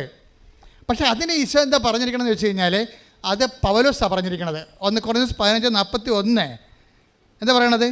പുനരുദ്ധാനത്തിലെ ആത്മാക്കൾ ഇങ്ങനെ ഇരിക്കും. ചിലത് നക്ഷത്രങ്ങളെപ്പോലെ ഇരിക്കും, ചിലത് ചന്ദ്രനെപ്പോലെ ഇരിക്കും. അതാണ് 60 മേനി. നക്ഷത്രം 30 മേനി. പിന്നെ എന്താണ്? ചിലത് സൂര്യനെ പോലെ ഇരിക്കട്ടെ. ഇതെവിടെ? അതാകുമ്പോൾ 100 മേനി. 1 കൊരിന്തോസ് 15:41. 1 കൊരിന്തോസ് 15:41. സൂര്യന്റെ തേജസ് ഒന്ന്, സൂര്യന്റെ തേജസ് ഒന്ന്, ചന്ദ്രന്റേത് മറ്റൊന്ന്, നക്ഷത്രങ്ങളുടേത് വേറൊന്ന്. നക്ഷത്രങ്ങൾ തമ്മിലും തേജസ്സിന് വ്യത്യാസമുണ്ട്. ഇപ്രകാരം തന്നെയാണ് മരിച്ചവരുടെ പുനരുദ്ധാനവും. ഇപ്രകാരം തന്നെയാണ് മരിച്ചവരുടെ പുനരുദ്ധാനം എന്ന് പറയുമ്പോഴേ നമ്മൾ ഈ ഭൂമിയിൽ ആർജിക്കുന്ന കൃപ ആർജിച്ചത് എങ്ങനെ മനസ്സിലാക്കാൻ പറ്റുമെന്നാണ് പറയണത്? അത് 1 കൊളോസ്യൻസ് 11:15 മനസ്സിലാക്കാൻ പറ്റാതെ സഹനത്തിന് സന്തോഷമുണ്ടാകും. എൻ്റെ മക്കളെ, നിങ്ങളുടെ സഹനങ്ങൾക്ക് സന്തോഷം ഉണ്ടാകുന്നത് വരെ കൃപ ആർജിക്കാനുള്ള പ്രോസസ്സിങ് നടന്നുകൊണ്ടിരിക്കും. ഇതുകൊണ്ട് തന്നെയാണ് ബുദ്ധിപരമായിട്ട് ഇൻവെസ്റ്റ് ചെയ്യണതിൻ്റെ അകത്ത്. ഇതൊരു മാത്തമാറ്റിക്കൽ ഇൻവെസ്റ്റ്മെൻറ്റ് പ്ലാനാണിത്. നമ്മൾ ഇതിനകത്ത് ഇൻവെസ്റ്റ് ചെയ്യണം. ഇപ്പം നിങ്ങൾക്കൊരു അമ്മായിയമ്മ, ഇപ്പോൾ ഇന്നാൾ ഒരു ചെടുത്തി സാക്ഷ്യം പറഞ്ഞാൽ എന്താണ് സാക്ഷ്യം പറഞ്ഞാൽ? അച്ഛാ എന്താ പറഞ്ഞവർ? ഒരു അമ്മായിയപ്പ സാക്ഷ്യം പറഞ്ഞില്ലേ? എൻ്റെ മകളെ ഒരു കടുവാക്കാണ് കെട്ടിച്ചതെന്ന്. അപ്പം അച്ഛൻ ആപത്തി പിടിച്ച് മൈക്കും പോവാക്കി കളഞ്ഞ്. കാരണം കടുവ വേണം ഇവിടെ വന്ന് നമ്മുടെ ഇവിടുത്തെ സ്റ്റാഫിനെ കൈകാര്യം ചെയ്യുന്ന മേക്കിൽ വെച്ചല്ലേ പറഞ്ഞത്. എൻ്റെ മകളെ ഒരു കടുവാക്കാണ് കെട്ടിച്ചത്. അപ്പം കടുവയായിരിക്കും. ഈ കടുവയെ നമ്മൾക്ക് പൂച്ചയാക്കാൻ പറ്റും, പുലിയെ പൂച്ചയാക്കാൻ പറ്റും. 2 തരത്തിലാണ് വരണത്. ഒന്ന്, കൃപയാർജിക്കുമ്പോൾ നിനക്കത് അവരുണ്ടാക്കുന്ന സങ്കടങ്ങൾ, സംഘർഷങ്ങൾ നിനക്ക് സന്തോഷമാക്കി തോന്നും. എന്താ കാര്യം? ഇതിലൂടെ ക്രിസ്തുവിൻ്റെ സഹനത്തിൽ ഞാൻ പങ്കെടുക്കുന്നു. അതാണ് സംഭവം. ഇതിലൂടെ ക്രിസ്തുവിൻ്റെ സഹനത്തിൽ ഞാൻ പങ്കെടുക്കുന്നു. ക്രിസ്തുവിൻ്റെ സഹനം എന്ന് പറയണത് കർത്താവ് ഇനി ആർക്കും ഒന്നും അവിടെ ചെയ്യാൻ പറ്റാത്ത രീതിയിൽ ഇനി കർത്താവ് റെക്കോർഡ് ഇട്ടിട്ടുണ്ട്. ആ റെക്കോർഡിൻ്റെ അപ്പുറത്ത് ഇനി ആർക്കും റെക്കോർഡ് ഇടാൻ പറ്റത്തില്ല. കാര്യം വെച്ച് കഴിഞ്ഞാൽ അവൻ മരിച്ചു കഴിഞ്ഞതിന് ശേഷം പിന്നെയും ആൾക്കാർ അവനെ ആക്ഷേപിച്ചുകൊണ്ടിരുന്ന്, നമ്മളെല്ലാ സംഭവം മരിച്ചോടുകൂടി തീരുമല്ല. ക്രിസ്തുവിൻ്റെ സഹനം മരിച്ചിട്ടും തീരണില്ല. അവിടെ INR എഴുതി വെച്ചിട്ടുണ്ട്. അവൻ നോക്കിയിട്ട് വഴിയെ പോകുന്ന ആൾക്കാർ പറയും, എന്താ പറയണത്? ഇവൻ രാജാവല്ലേ, ഇവൻ എന്നാൽ പിന്നെ ഇവനെ രക്ഷിക്കാൻ പാടില്ല, ഞാൻ ഇറങ്ങി വരാൻ പാടില്ല എന്ന് പറഞ്ഞ് ഇവർ അപ്പം മരിച്ചിട്ടും ആക്ഷേപിക്കുന്നതിലേക്ക് അവിടം വരെ എത്തിയിട്ടില്ല സെൻറ്റ് പോൾ പറയണത്. അവൻ മരണത്തോളോ തന്നെ താഴ്ത്തിയെന്നാണ് പറയണത്. പക്ഷെ അവൻ മരണത്തോളം അല്ല താഴ്ത്തിയത്, അവൻ മരണാനന്തരം തന്നെ താഴ്ത്തിയവനാണ് ക്രിസ്തു. കൈയടിച്ച്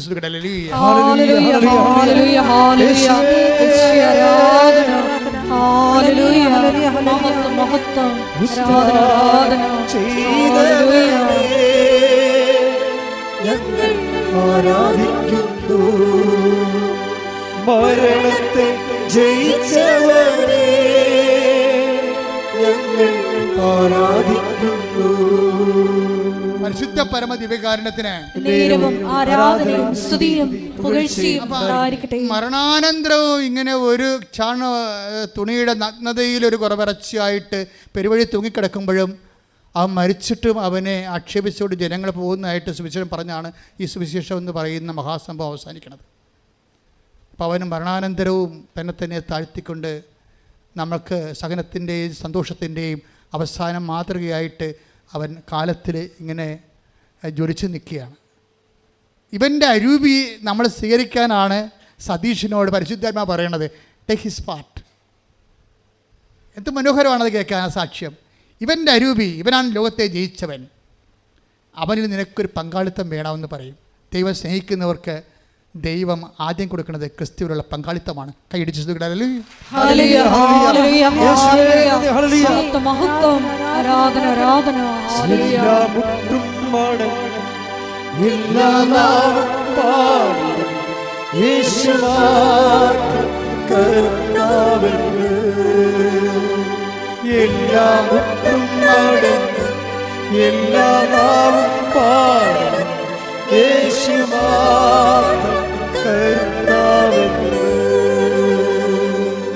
കൊല്ലപ്പെട്ടാലും ബൈബിൾ അവസാനിക്ക് പറയും അവൻ കൊല്ലപ്പെട്ടിട്ട് നിന്നു എന്ന് പറയും. എന്താ പറഞ്ഞിരിക്കുന്നത്? കാരണം വെച്ച് കഴിഞ്ഞാൽ ഈ സഹനം അവനെ കത്തിച്ച് കളയണില്ല. കർത്താവ് പറയും മരണം, ഈ രോഗം മരണ കാരണമല്ല എന്ന് പറഞ്ഞ പോലെ ഈ സഹനം നമ്മുടെ നാശത്തിൻ്റെ കാരണമല്ല, മറിച്ച് രക്ഷയ്ക്ക് വേണ്ടി ദൈവത്തിൻ്റെ പരിപാലനയുടെ ഭാഗമാകുമ്പോഴാണ് സഹനം സന്തോഷമായിട്ട് മാറുന്നത്. എൻ്റെ ദൈവവേദനേ, ഈ ഒരു സന്തോഷത്തിലേക്ക് നീങ്ങണമെങ്കിൽ നീ ക്രിസ്തുവിനെയാണ് കവനന്റിൽ ഉടമ്പടി ലക്ഷ്യം വെക്കേണ്ടത്. പ്രാർത്ഥിക്കുക, കർത്താവേ ലോകത്തെ സഹനത്തെ ജയിച്ച നിന്റെ നാമത്തിലെ വിശ്വസിച്ചുകൊണ്ട് ഉടമ്പടി ചെയ്യുമ്പോൾ ഭൗതിക യാഥാർത്ഥ്യങ്ങളെക്കാൾ നിന്റെ നാമത്താൽ, നാമത്തിന്റെ കൃപയാൽ, നാമത്തിന്റെ ശക്തിയാൽ അഭിഷേകം ചെയ്യണമേ, എന്നെ അഭിഷേകം ചെയ്യണമേ.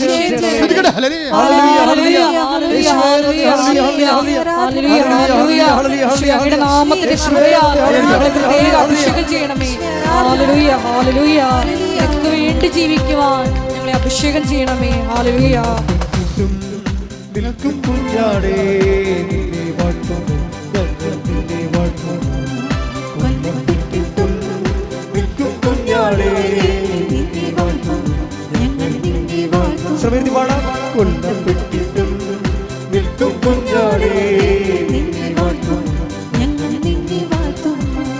മുൾമുടി ചൂടിട്ടും കുരിശു ചുമന്നിട്ടും നിൽക്കുകയാണല്ലോ കുഞ്ഞാടു, നിൽക്കുകയാണല്ലോ. മുൾമുടി ചൂടിട്ടും കുരിശു ചുമന്നിട്ടും നിൽക്കുകയാണല്ലോ കുഞ്ഞാടു, നിൽക്കുകയാണല്ലോ. മുൾമുടി ചൂടിട്ടും കുരിശു ചുമന്നിട്ടും നിൽക്കുകയാണല്ലോ കുഞ്ഞാടു, നിൽക്കുകയാണല്ലോ. കൊല്ലപ്പെട്ടിട്ടും നിൽക്കും കുഞ്ഞാടേ,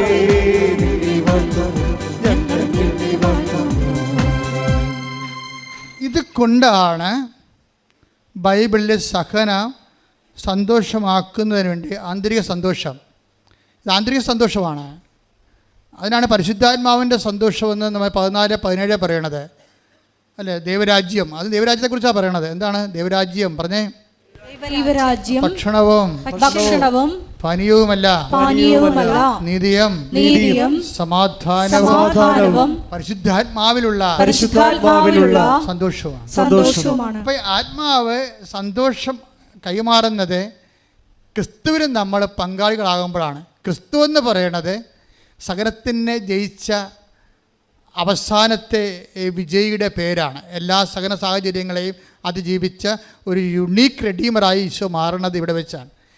നമ്മൾ പ്രാർത്ഥിക്കുന്നത് ക്രിസ്തുവേ നിൻ്റെ ബലം, നിൻ്റെ സഹനമല്ല. സഹനത്തിന് കൃപയ്ക്കും വേണ്ടി ബൈബിൾ ഉപയോഗിക്കുന്ന ഒറ്റ വാക്ക് ബലമെന്നുള്ളതാണ്. എന്നെ ബലപ്പെടുത്തണമേ എന്നാണ് പ്രാർത്ഥിക്കേണ്ടത്. മനസ്സിലായില്ലേ? നിങ്ങളെ ഇപ്പോൾ ഉടമ്പടിയുടെ എന്തെങ്കിലും ഒരു വിഷയം, ഇപ്പം നിങ്ങൾ റിസൾട്ട് നോക്കി ഒരു വിഷയം പോയി, അപ്പോൾ എൻ്റെ ഉടനെ ഞാനിങ്ങനെ കൂട്ടുകാരുടെ മുമ്പിൽ നോക്കും, ഞാനിങ്ങനെ നാട്ടുകാരുടെ മുമ്പിൽ നോക്കും.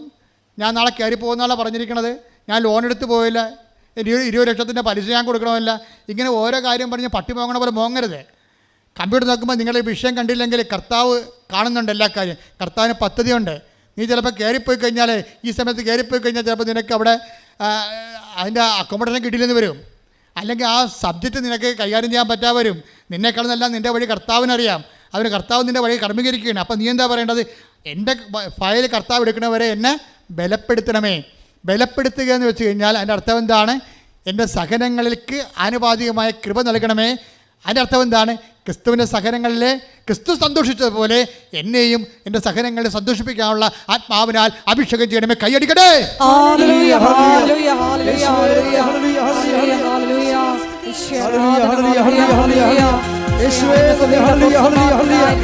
സഹനത്തിലുണ്ടായിരുന്ന സന്തോഷം നൽകി ഞങ്ങളുടെ സമൂഹത്തെ അഭിഷേകം ചെയ്യണമേ.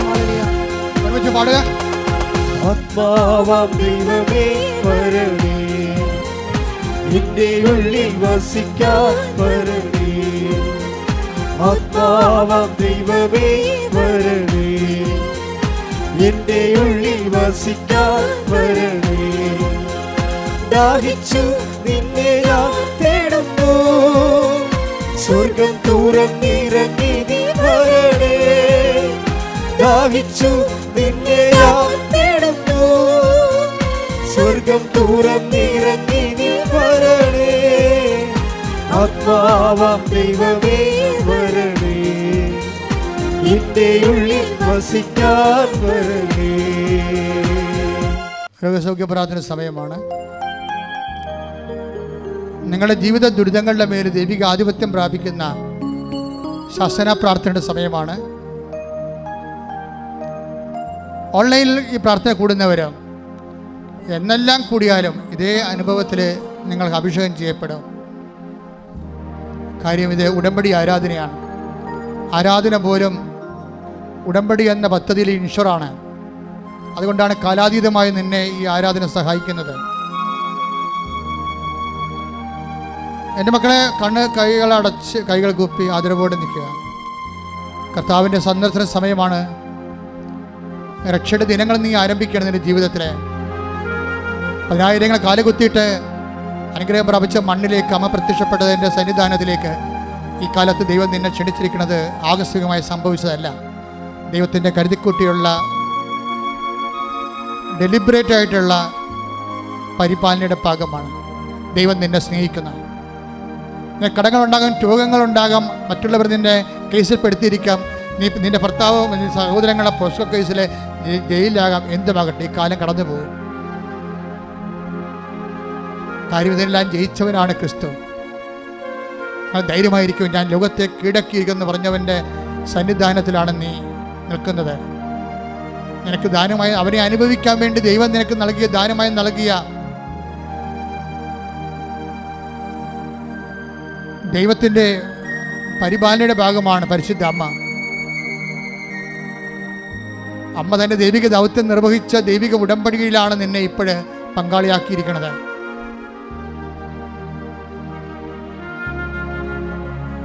നീ ഉടമ്പടിയെ പരിചയപ്പെട്ടോ, പരിശുദ്ധ അമ്മയെ പരിചയപ്പെട്ടോ, യേശുവിനെ കുറിച്ച് കേട്ടോ.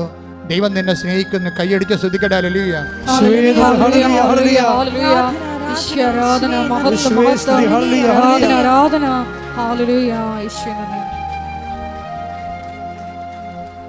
ഒരു കൈ വലത് കൈ ശിരസിലും ഇടത് കൈ നെഞ്ചിലും ചേർത്ത് പിടിക്കുക. കർത്താവേ, വിശ്വാസത്തിൽ നിന്റെ അവകാശമായ മക്കള് നിന്റെ പരിശുദ്ധ ദേവമാത പ്രത്യക്ഷപ്പെടുവാൻ നീ അനുഗ്രഹം നൽകിയ വിശുദ്ധമായ മണ്ണിൽ നിന്നുകൊണ്ട് അവിടെ കണ്ണീരിൻ്റെ കാലത്ത് നിന്ന് നാമം വിളിച്ച് അപേക്ഷിക്കുന്ന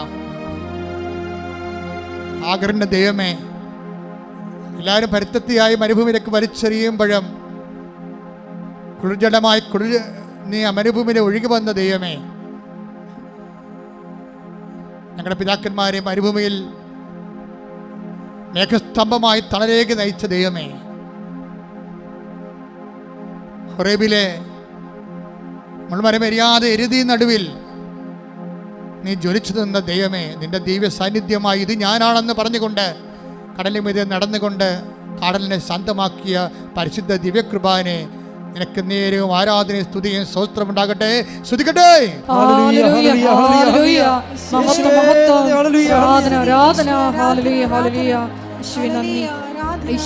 ഒരുമിച്ച് പാടുക.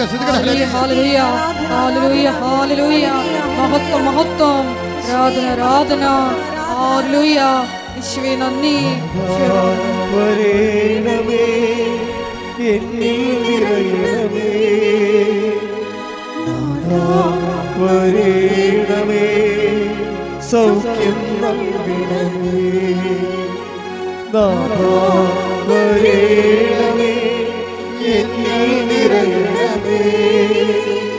നാഥാ വരേണമേ, സൗഖ്യം നൽകണമേ. കർത്താവേ, നിന്റെ പഞ്ചക്ഷതങ്ങളെ ഓർത്തുകൊണ്ട് കണ്ണുനീരോടെ പ്രാർത്ഥിക്കുന്നു. നിന്റെ തിരുമുറുപാർന്ന വലതുകരം ഈ മക്കളിലേക്ക് സ്പർശിക്കണേ പ്രാർത്ഥിക്കുന്നു. സദ്യബന്ധങ്ങൾ കർത്താവിനൊപ്പം നിറയട്ടെ. ശ്രദ്ധിക്കട്ടെ, മാംസപേശികളിലെ കർത്താവിനൊപ്പം നിറയട്ടെ. രക്തഞരമ്പുകളിൽ കർത്താവിനൊപ്പം നിറയട്ടെ. എല്ലാ കോശങ്ങളിലും പെശികളിലും ആന്തരിക അവയവങ്ങളിലും കർത്താവിനൊപ്പം നിറയട്ടെ. ഉച്ചമുതൽ ഉള്ളങ്കാല് വരെ കർത്താവിനൊപ്പം നിറയട്ടെ. 38 വർഷം ഞാൻ അർപ്പിച്ച കൃപാനയുടെ ശക്തിയാൽ കൃപാസ്ഥാനത്താറെ ജീവനോടെ പ്രത്യക്ഷപ്പെട്ട പരിശുദ്ധ അമ്മയുടെ മാധ്യസ്ഥത്താൽ കർത്താവേ, ഈ മക്കളുടെ മേലെ ദൈവിക ശക്തി ഒരുക്കണമേ. എല്ലാ കോശങ്ങളിലും പെശുകളിലും ദൈവിക ശക്തി ഒരുക്കണമേ. മാർഗരോഗങ്ങൾ, തീരാവേദ്യങ്ങൾ, ജീവിത ദുരിതങ്ങൾ യേശുവിന്റെ നാമത്തില് മാറിപ്പോകട്ടെ. എല്ലാ രോഗദുരിതങ്ങളും മാറിപ്പോയിക്കൊണ്ട് അങ്ങയുടെ നാമത്തെ ഈ ആരാധനയിലൂടെ വീണ്ടും വീണ്ടും മഹത്വപ്പെടുത്തണമേ. എന്നിൽ നിറയണമേ. നാഥാ വരേണമേ, സൗഖ്യം നൽകണമേ. നാഥാ വരേണമേ, എന്നിൽ നിറയണമേ. നാഥാ വരേണമേ, സൗഖ്യം നൽകണമേ. അപ്പാ ദേവപിതാവേ, അങ്ങേ പുത്രനായ യേശുക്രിസ്തുവിന്റെ നാമത്തില് ഞങ്ങൾ പ്രാർത്ഥിക്കുന്നു.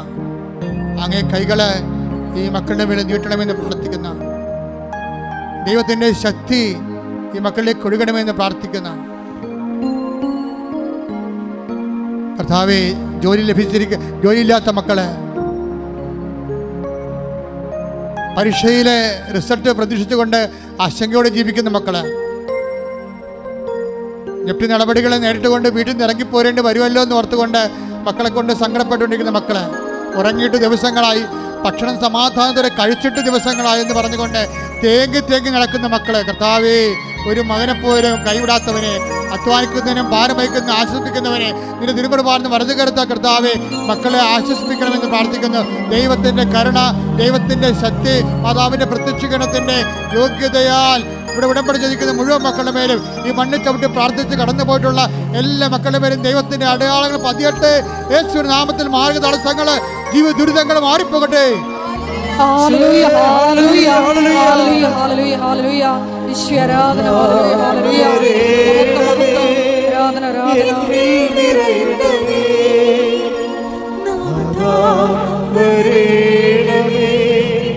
സൗഖ്യം നൽകണമേ. മൗനമായി പ്രാർത്ഥിക്കേണ്ട സമയമാണ്. പരിശുദ്ധ അമ്മയുടെ പ്രത്യക്ഷീകരണത്തിൻ്റെ സന്തോഷം നിറഞ്ഞ സാക്ഷിയായി എന്നെ ഉയർത്തണമെന്ന് ഓരോരുത്തരും പ്രാർത്ഥിക്കേണ്ട സമയമാണ്. കർത്താവേ, മക്കളെ ഓർത്ത് വേദനിക്കുന്നവരുണ്ട്, മക്കളുടെ തെറ്റായ ബന്ധങ്ങൾ അകപ്പെട്ടു പോയതിനോർത്ത് ബന്ധിക്കുന്നവരുണ്ട്, മക്കള് വിളിക്കാത്ത മാതാപിതാക്കന്മാരുണ്ട്, മക്കള് ഇപ്പോഴും അംഗീകരിക്കാത്ത മാതാപിതാക്കന്മാരുണ്ട്, കൈവിട്ടു പോയ പോലെ തോന്നണവരുണ്ട്. കർത്താവ്, വീട്ടിൽ നിന്ന് ഇറങ്ങിയാൽ വഴി നടക്കാൻ പറ്റാത്ത സ്ഥല അവസ്ഥയിൽ കണ്ടവൻ്റെ പുരിടത്തിലാകുമ്പോൾ എപ്പോഴും സംഘർഷത്തിൽ ജീവിക്കുന്നവരുണ്ട്, രേഖകൾ നഷ്ടപ്പെട്ടു പോയവരുണ്ട്, കാണാതെ പോയ വസ്തുക്കളും കാണാതെ പോയ വ്യക്തികളുമുണ്ട്, സാമ്പത്തിക കടങ്ങൾ പരിഹരിക്കാൻ യാതൊരു മാർഗം കാണാത്തവരുണ്ട്, വിവാഹം താമസിച്ച് പോകുന്നവരുണ്ട്, മക്കളില്ലാത്തവരുണ്ട്, ജോലി നഷ്ടപ്പെട്ടവരുണ്ട്. എല്ലാവരെയും പരിശുദ്ധമ്മയുടെ മാധ്യസ്ഥത്തിൽ ഈശോയ്ക്ക് സമർപ്പിക്കുന്നു. കർത്താവെ, വലിയ സാക്ഷ്യങ്ങൾ കേൾക്കുന്നതിന് വേണ്ടി കർത്താവെ, അങ്ങ് ലോകത്തിന് അങ്ങേ അവർ ഏറ്റെടുത്തുകൊണ്ട് വീണ്ടെടുക്കപ്പെടാൻ വേണ്ടി പ്രാർത്ഥിക്കുന്നു. കർത്താവെ, ദൈവത്തിൻ്റെ കണ്ണ ചൊരിയുടെ ഭക്ഷണം കഴിക്കാൻ പറ്റാത്തവരുണ്ട്, ഭക്ഷണ പഥ്യമുള്ളത് കാരണം രോഗങ്ങൾ കാരണം ശരീരത്തിന് മരുന്ന് പോലും കഴിക്കാൻ പറ്റാത്ത അവസ്ഥയൊക്കെ തളർന്നു പോയവരുണ്ട്. കർത്താവേ, എല്ലാവരും സ്പർശിക്കണമേ. ദൈവത്തിൻ്റെ കണ്ണ ചൊരിയട്ടെ. മരുന്ന് ലേവനമല്ല കർത്താവേ, അങ്ങനെ ഒരുപാട് മക്കളെ സുഖപ്പെടുത്തെങ്കിൽ ദൈവത്തിൻ്റെ കരുത്ത്, ദൈവത്തിൻ്റെ നാമത്തിൻ്റെ ശക്തി എല്ലാ മക്കൾക്കും സൗഖ്യം നൽകട്ടെ. ശ്രദ്ധിക്കട്ടെ. സുഖപ്പെട്ടുകൊണ്ട് നാമത്തെ ഈ ആരാധനയിലൂടെ മഹത്വപ്പെടുത്തണമേ. Hallelujah, hallelujah. മഹത്വം, മഹത്വം. ആരാധന. ദൈവമേ നന്ദി, ദൈവമായ ആരാധന. മൗനമായി പ്രാർത്ഥിക്കേണ്ട സമയമാണിത്. കൈകൾ കൂപ്പി വ്യക്തിപരമായ ആവശ്യങ്ങൾക്ക് വേണ്ടി മൗനമായി പ്രാർത്ഥിക്കുക.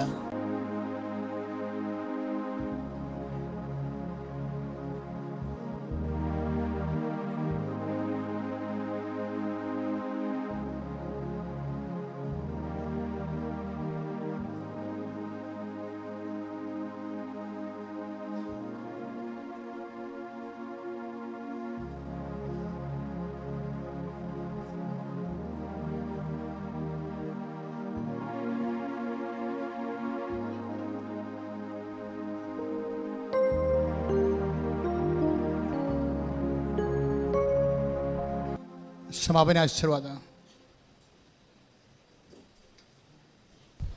ഒരിക്കൽ കൂടി മരിയൻ ഉടമ്പടിയിൽ സമർപ്പിച്ചിരിക്കുന്ന എല്ലാ വിഷയങ്ങളും ദൈവമാതാവിൻ്റെ മധ്യസ്ഥയിൽ ദിവ്യകാരുണ്യ സന്നിധിയിൽ സമർപ്പിച്ചുകൊണ്ട് ഒരു നിമിഷം നമുക്ക് മൗനമായിട്ട് പ്രാർത്ഥിക്കാം. നമ്മുടെ ജീവിതത്തിലെ സാഹചര്യങ്ങളെല്ലാം ഈശോയുടെ കുരിശോട് ചേർത്തുകൊണ്ട് നിത്യത വരെ ഈശോയെ നിന്നെ ലക്ഷ്യമാക്കി മാത്രം യാത്ര ചെയ്യുവാൻ ഈ ആരാധനയിലൂടെ ഞങ്ങളെ തിരഞ്ഞെടുത്ത് അഭിഷേകം ചെയ്യണമേ എന്ന് ഒരു നിമിഷം നമുക്ക് പ്രാർത്ഥിക്കാം. സാഹചര്യങ്ങളിലെല്ലാം വിശ്വാസം പ്രഖ്യാപിച്ചുകൊണ്ട് ദൈവസ്നേഹത്തോടെ മുന്നേറിക്കൊണ്ട് ബലപ്രയോഗത്തിലൂടെ നിൻ്റെ രാജ്യം കൈവശപ്പെടുത്തുവാനുള്ള വലിയ കൃപയ്ക്ക് വേണ്ടി ഞങ്ങൾ ഒരു നിമിഷം പ്രാർത്ഥിക്കുന്നു. ഞങ്ങളുടെ ജീവിതത്തിൽ ലഭിച്ചിരിക്കുന്ന സാഹചര്യങ്ങളെല്ലാം ഈശോയെ നിൻ്റെ കൃപ വന്ന് നിറഞ്ഞ് നിൻ്റെ മഹത്വത്തിൻ്റെ പ്രാഭവത്തിനനുസൃതമായി സർവശക്തിയോടെ പിതാവിൻ്റെ കൃപയിലേക്ക് മുന്നേറുവാനുള്ള വലിയ അഭിഷേകത്തിന് വേണ്ടി പ്രാർത്ഥിച്ചുകൊണ്ട് മരിയൻ പ്രത്യക്ഷീകരണത്തിൻ്റെ സ്ഥിരം സാക്ഷികളാക്കി മരിയൻ ഉടമ്പടി എടുത്തിരിക്കുന്ന ഞങ്ങളെല്ലാവരെയും ഉയർത്തണമേ എന്ന് പ്രാർത്ഥിച്ചുകൊണ്ട് ശിരസ്സ് നമിച്ച് നമുക്ക് ദിവ്യകാരുണ്യനാഥൻ്റെ ആശീർവാദം സ്വീകരിക്കാം.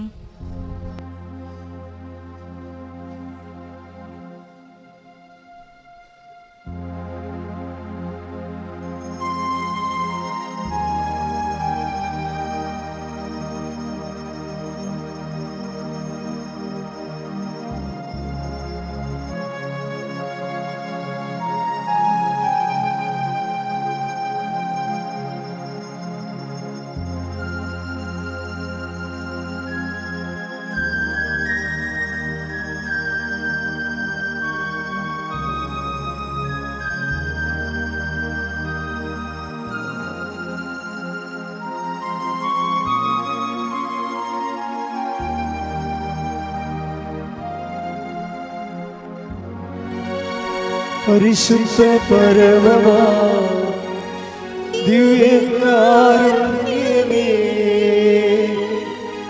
എന്നുമെന്നും അങ്ങേക്ക് ആരാധന.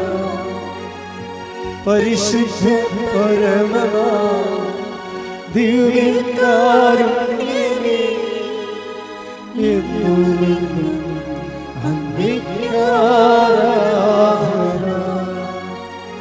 പരിശുദ്ധ പരമമാ ദിവ്യകാരുണ്യമേ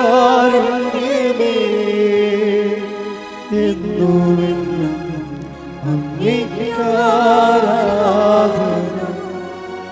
ആവേ ആവേ ആവേ മരിയ ആവേ ആവേ ആവേ